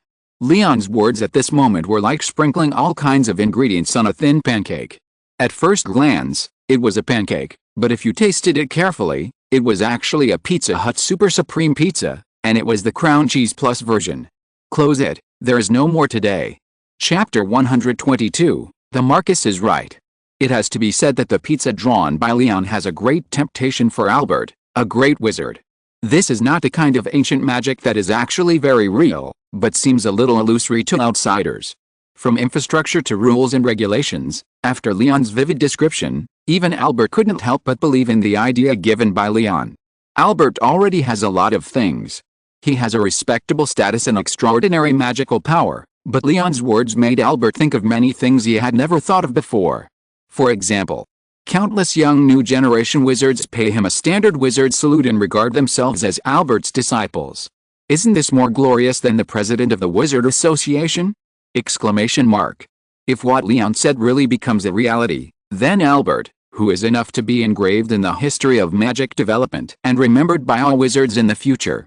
The so-called real and fake, true and false. Leon's ideas are real and the plan is perfect. The only shortcoming is that Antolia now actually does not have the basic conditions necessary to build a magic academy. However, this point was cleverly skipped by Leon, so that Albert could not help but immerse himself in the vision that Leon told him, and nodded involuntarily. Very good. Seeing Albert finally nodded gently, Leon's heart could not help but jump for joy. This is the highest level of magic talent introduced by León himself since the formulation of Antolia's talent introduction policy, which has extraordinary significance. As the saying goes, to catch a thief, you must first catch the king, and to recruit soldiers, you must first buy the general. There are many mages living in Parma City. It is impossible for León to visit them one by one in a limited time and set his own conditions for each mage. And now, since even the great mage is willing to accept the recruitment of the Ximena family and is willing to go to Antolia, the rest of the mages and mage apprentices must consider whether to get on the bus.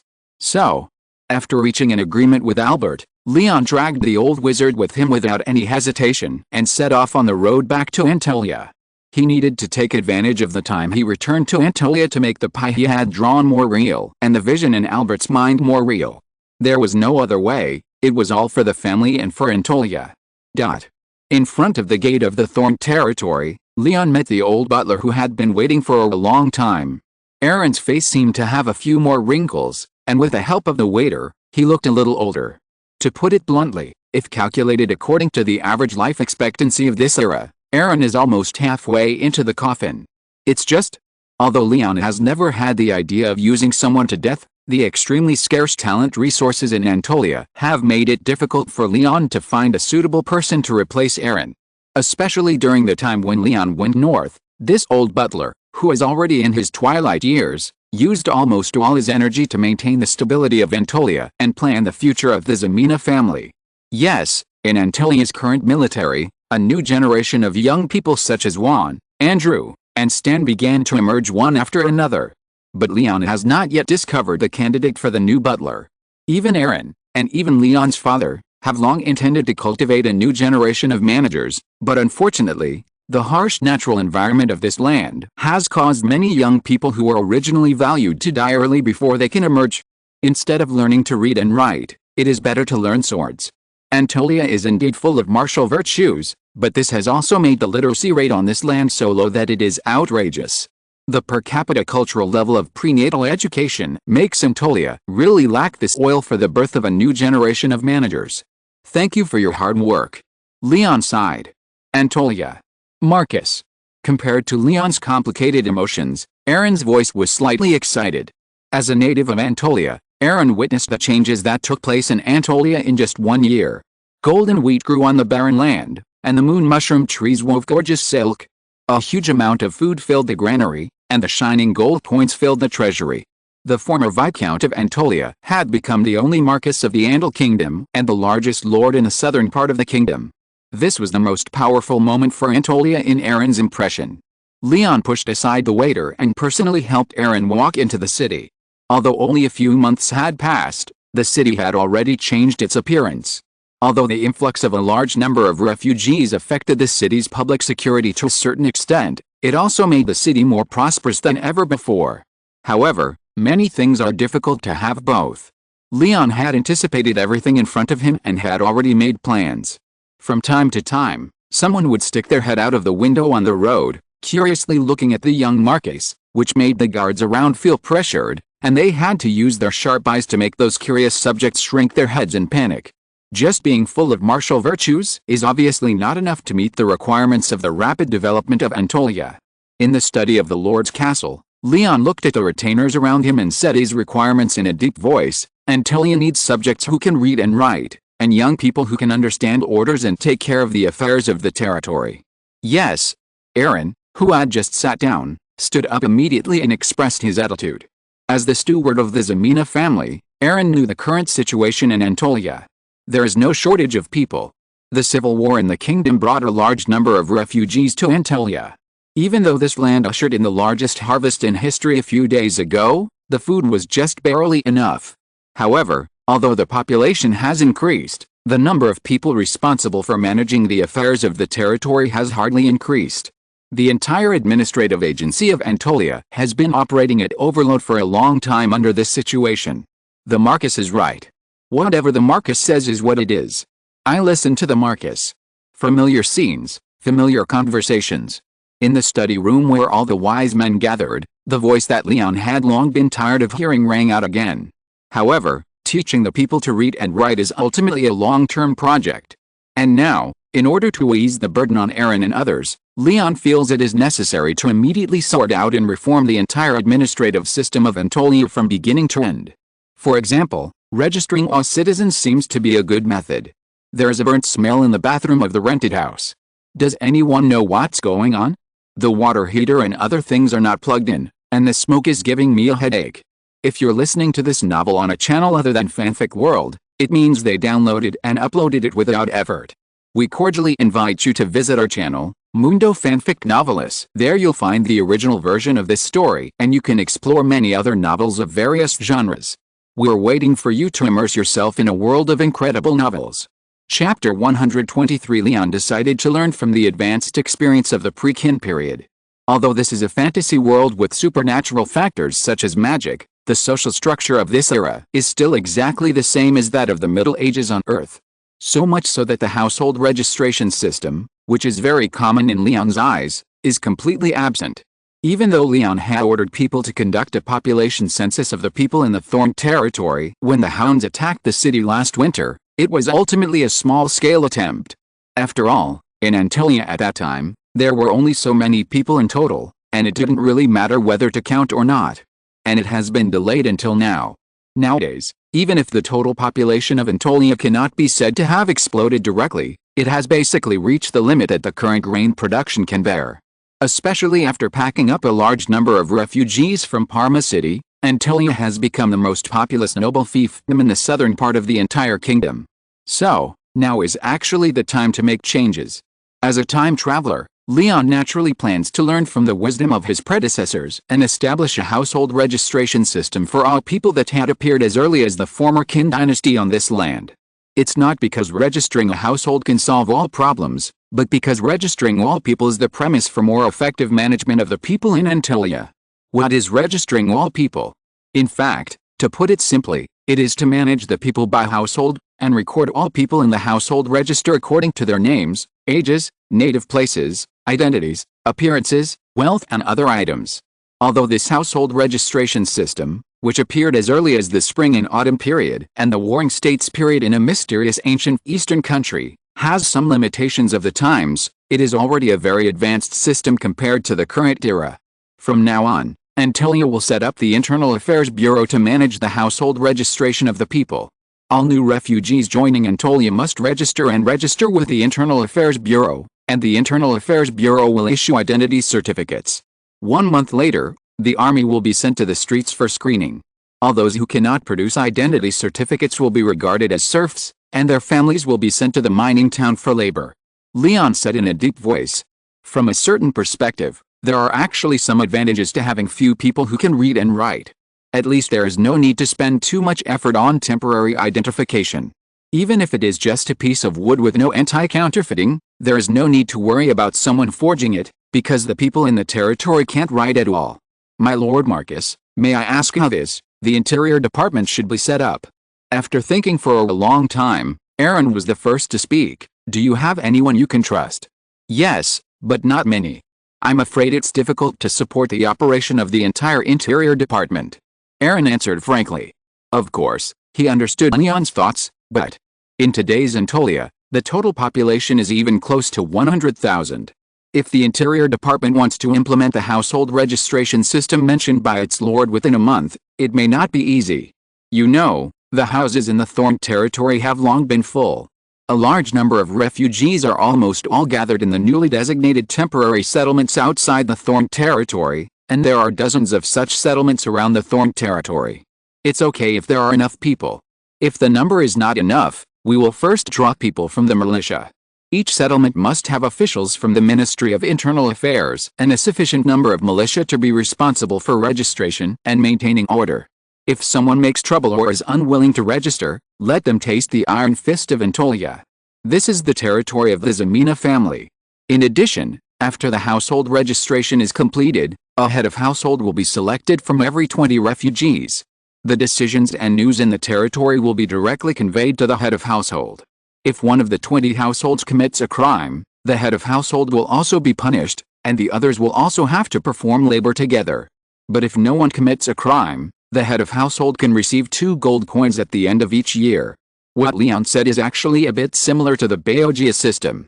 Of course, He knows the drawbacks of this system, but in today's Anatolia, this is a measure that can sort out the situation of refugees in the shortest time and maintain the stability of the territory. My Lord Marcus, you are far-sighted, Aaron said admiringly. Of course. He almost moved the household registration system and the Boeogia system of the pre-kin period to Anatolia after making some adjustments. Of course, he seemed to be far-sighted. In addition, the construction plan of the new city should be put on the agenda. Building a new city on the west bank of the White Blade River was an idea that had been in Leon's mind for a long time when he became the Viscount of Anatolia. However, one reason was that Anatolia was extremely short of labor at that time, and the other was that Anatolia had no spare money at all. Therefore, this idea only existed in Leon's mind and in his casual chat with Aaron. But now, everything has changed.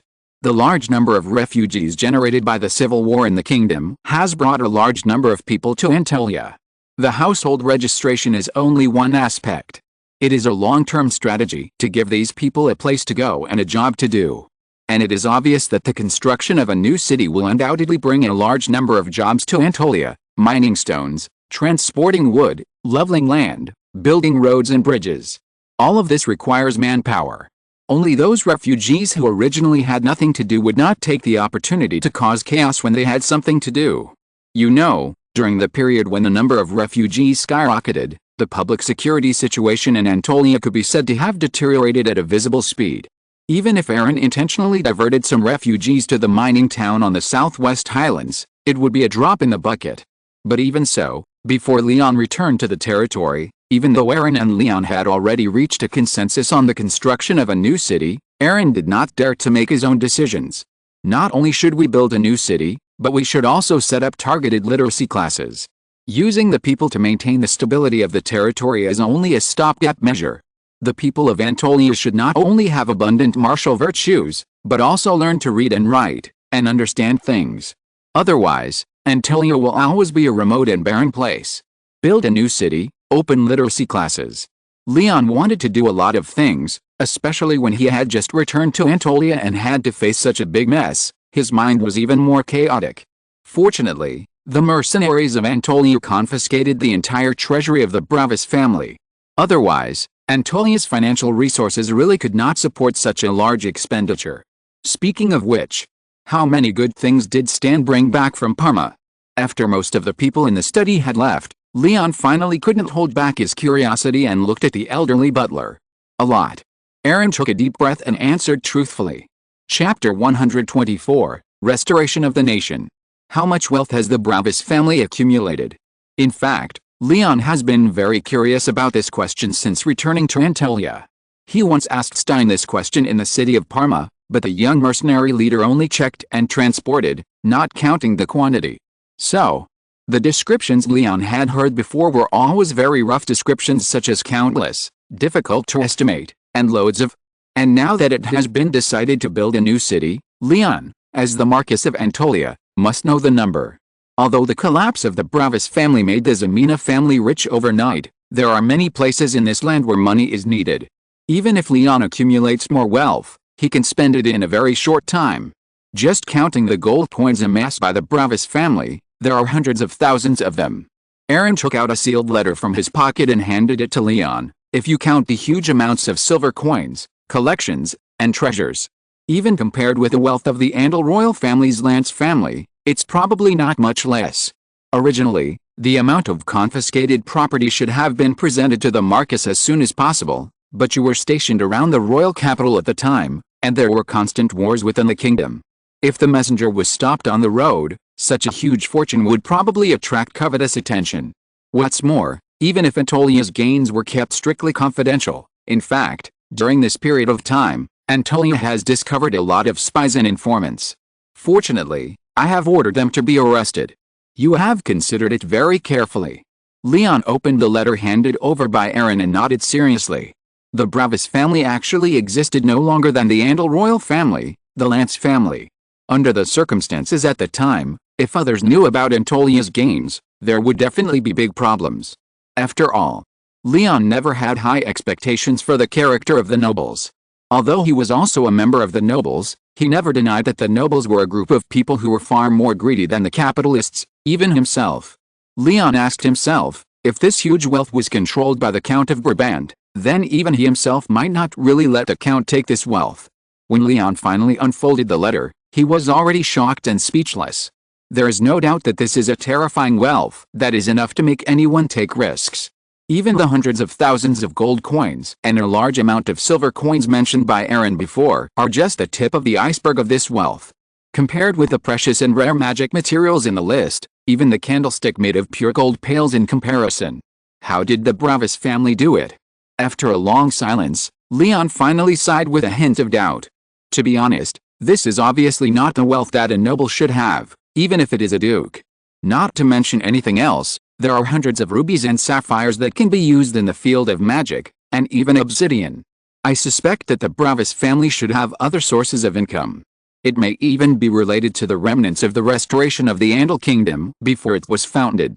Looking at the shocked Marcus, Aaron carefully stated his judgment. Remnants of the restoration of the country. Under normal circumstances, the so-called remnants usually refer to the very few people left behind after a major change. However, in the Andal Kingdom, this title has a special meaning. Before the founding of the Andal Kingdom, this land was once the territory of the Holy Brun Empire, a huge empire jointly established by countless electors and vassal states. The emperor of the empire was jointly elected by the electors, and it can be generally regarded as an alien version of the Holy Roman Empire. As time passed, when the huge empire fell apart in the chaos of war, a series of countries such as the Kingdom of Andal and the Principality of Norton were established one after another. However, although the former empire has collapsed, there are still old people from the previous dynasty who want to restore the glory of the empire on this continent. Relying on the hidden treasures of the Brun Empire, they have formed a huge organization called the Remnants of the Restoration of the Nation. There are many people in this group who are connected with the nobles, and they have always been the target of the royal families of various countries. Why do you say that? Leon finally showed a solemn expression on his face. Even though the Duke of Galicia is one of the great nobles of the kingdom, the southern part of the kingdom has never been rich, and it really does not have the objective conditions to accumulate so much wealth. In addition, I found a lot of gold and silver artifacts from the Holy Brun Empire period among the gold and silver artifacts I confiscated from the treasury of the Bravis family. No problem. After a brief brainstorm, Leon said, even if these riches are related to the remnants of the restoration, so what? They are just a group of old people from the previous dynasty who are nostalgic for the past. Anatolia is backed by the lost land and has the support of the royal family. Even if part of these riches really belong to the remnants of the restoration, how many divisions can they pull out? The most important thing right now is to build the new city of Anatolia. As for those so-called gold artifacts from the Holy Brun Empire period, just melt them and cast them into coins. What's wrong with the remnants of the restoration? I am still a descendant of the ancestors. In terms of blood inheritance and title claims, am I not much better than the so-called remnants of the restoration? The thousands of soldiers from Anatolia and the great wizard Albert, who he had just tricked from Parma City, were all his strongest backing. Let Albert pick a place he likes. Although it is impossible to build a magic academy in a short time, he is a great wizard after all. Since he has promised him, he must give my dear teacher a precious sense of participation. If it doesn't work, just build a few wizard towers to make up the number. Leon ordered very seriously. Understood. Hearing this, Aaron nodded quickly, but still reminded, Mr. Marcus, since the wizard tower is to be built and the magic academy must choose a site first, then the church you promised Matthews to build before, should it also be? Wait? Leon interrupted Aaron with a puzzled look on his face. Who is this Matthews you are talking about? Oh, Aaron couldn't help but choke, and then explained, he is the priest you brought back from Parma City before. Note, Chapter 42. Chapter 125, Theoretical Analysis of the High Death Rate of Priests in Anatolia. The church must be built. In the past, Leon was just a viscount, and Anatolia belonged to the border of the kingdom, so it was not built. The Anatolians did not even pay the tithes, and they still wanted the Anatolians to build a church? This was a bit of a daydream. Anyway, no priest dared to come to Anatolia to supervise the construction of the church, nor did they dare to come to Anatolia to collect taxes, so it was really meaningless. But today, León has become a marquess and a member of the great nobles of the Andal kingdom. If he neither pays the tithes nor builds the church, it would be a bit unreasonable. After all, although the church is no longer powerful, it is still the state religion of the Andal kingdom. So in León's view, the church must not only be built, but also have high specifications and large scale, and it must be built on a large scale. It is best to make it into a pantheon directly. And this is actually determined by the local earthy totem of Anatolia. With the increase in the population of Anatolia and the successive surrender of the surrounding mountain people, the mountain tribes basically occupied 1/3 of the total population of Anatolia. Among the 1/3 of the mountain population, there are not only the Laprik tribe and the Navajo tribe, but also various tribes of different sizes who believe in different totems. The diversity of beliefs and the rarity of totems are enough to amaze anyone. It is a potpourri. Perhaps for other lords, these are irrelevant. But for León, a time traveler, this is a reality that he must pay attention to and treat with caution. So many religious beliefs, so many tribal totems. If it cannot be properly handled, India, which has gradually become a deity in the last life, may become the future of Anatolia. Therefore, although the name is to build a church, León's most real purpose is actually two. One is to use the construction of the church as an excuse to continue to default on the tithes that have been owed to the church for decades. The second is to reshape the national identity of the Anatolians by building the pantheon. Dilute the totem belief, weaken the tribal barriers, and achieve the great union and unity of the tribes in Anatolia. This is what León really wants to do. And this matter must be done as soon as possible. It is best to take advantage of the fact that Anatolia has sufficient finances, sufficient labor, and there are no conflicts between the different religious beliefs of the tribes for the time being, and to finalize this matter directly. Think about it, even the totems and gods that everyone believes in are living a shameless cohabitation life in the pantheon in harmony, so people will naturally not make trouble all day long and brew religious conflicts. This is undoubtedly a suitable opportunity to accelerate the process of localization of Anatolia's religion, improve the unity of Anatolia's religion and tolerance of heresy. It is for this reason that in the face of Aaron's questions, León immediately gave a positive answer: repair. Must repair. Let Father Matthews come to see me now. I want to have a good chat with him about building the church. Hearing this, Aaron couldn't help but look at his lord in surprise. Why is this script a little different from what he imagined? Even though León, who was sitting behind the desk, was righteous and his face was not cold at all, Aaron could not help but advise, "My Lord Marcus, now is different from the past. Father Matthews really can't be killed anymore, otherwise, it may damage the reputation of the Ximena family." "I know." León nodded helplessly. In fact, this is not Aaron's worry. The main reason is that the number of priests who died in Anatolia in these years is a bit too shocking. It is basically equivalent to the total number of priests who died abnormally in the southern part of the kingdom, the western part of the kingdom, and the central part of the kingdom. Because what Anatolians hate most is those charlatans. Although the mountain people have different beliefs, their beliefs are remembered in their hearts. On the other hand, what about the charlatans of the Church of Light? They went to other people's funerals and said that if they believed in the God of Light, they would not die. They also said that because they were not believers, they would turn into shadow monsters after death and suffer eternal torture. Isn't this just disgusting? No Anatolian can tolerate this kind of behavior of dancing on the grave. The people of Anatolia are full of martial virtues, and the charlatans are courting death, which has led to the high death rate of Anatolia priests. There is no doubt that this is the result of the joint action of both parties. When Father Matthews heard that the Marquess of Anatolia wanted to see him, he was a little panicked. He had to panic, because his predecessor, Father Renato, was hacked to death in front of León's father's bed. Note, Chapter 1, as the saying goes, like father, like son.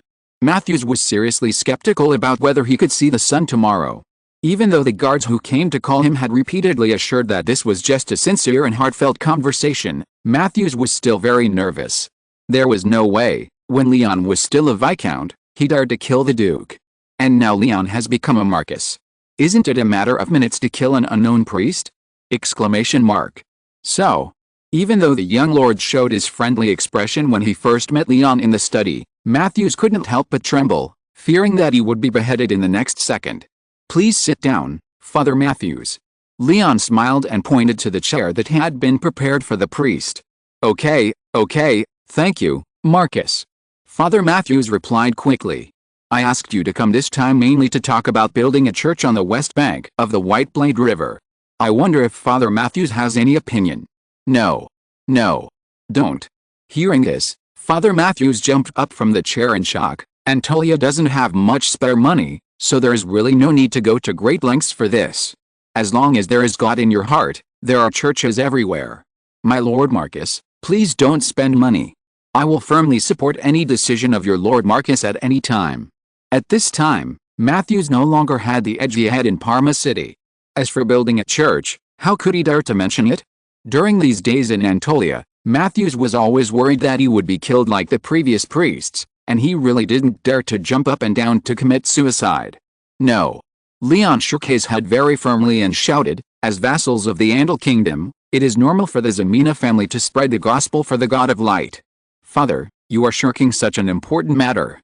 Have you been corrupted by other religions and want to abandon your own beliefs? When it comes to building a church, no one is more pious than Leon. End of this chapter. Thank you very much for reaching the end. Don't forget to like. Looking for more exclusive content and immediate access? Subscribe to our Patreon.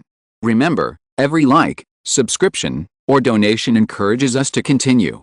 Thanks to everyone. See you in the next video.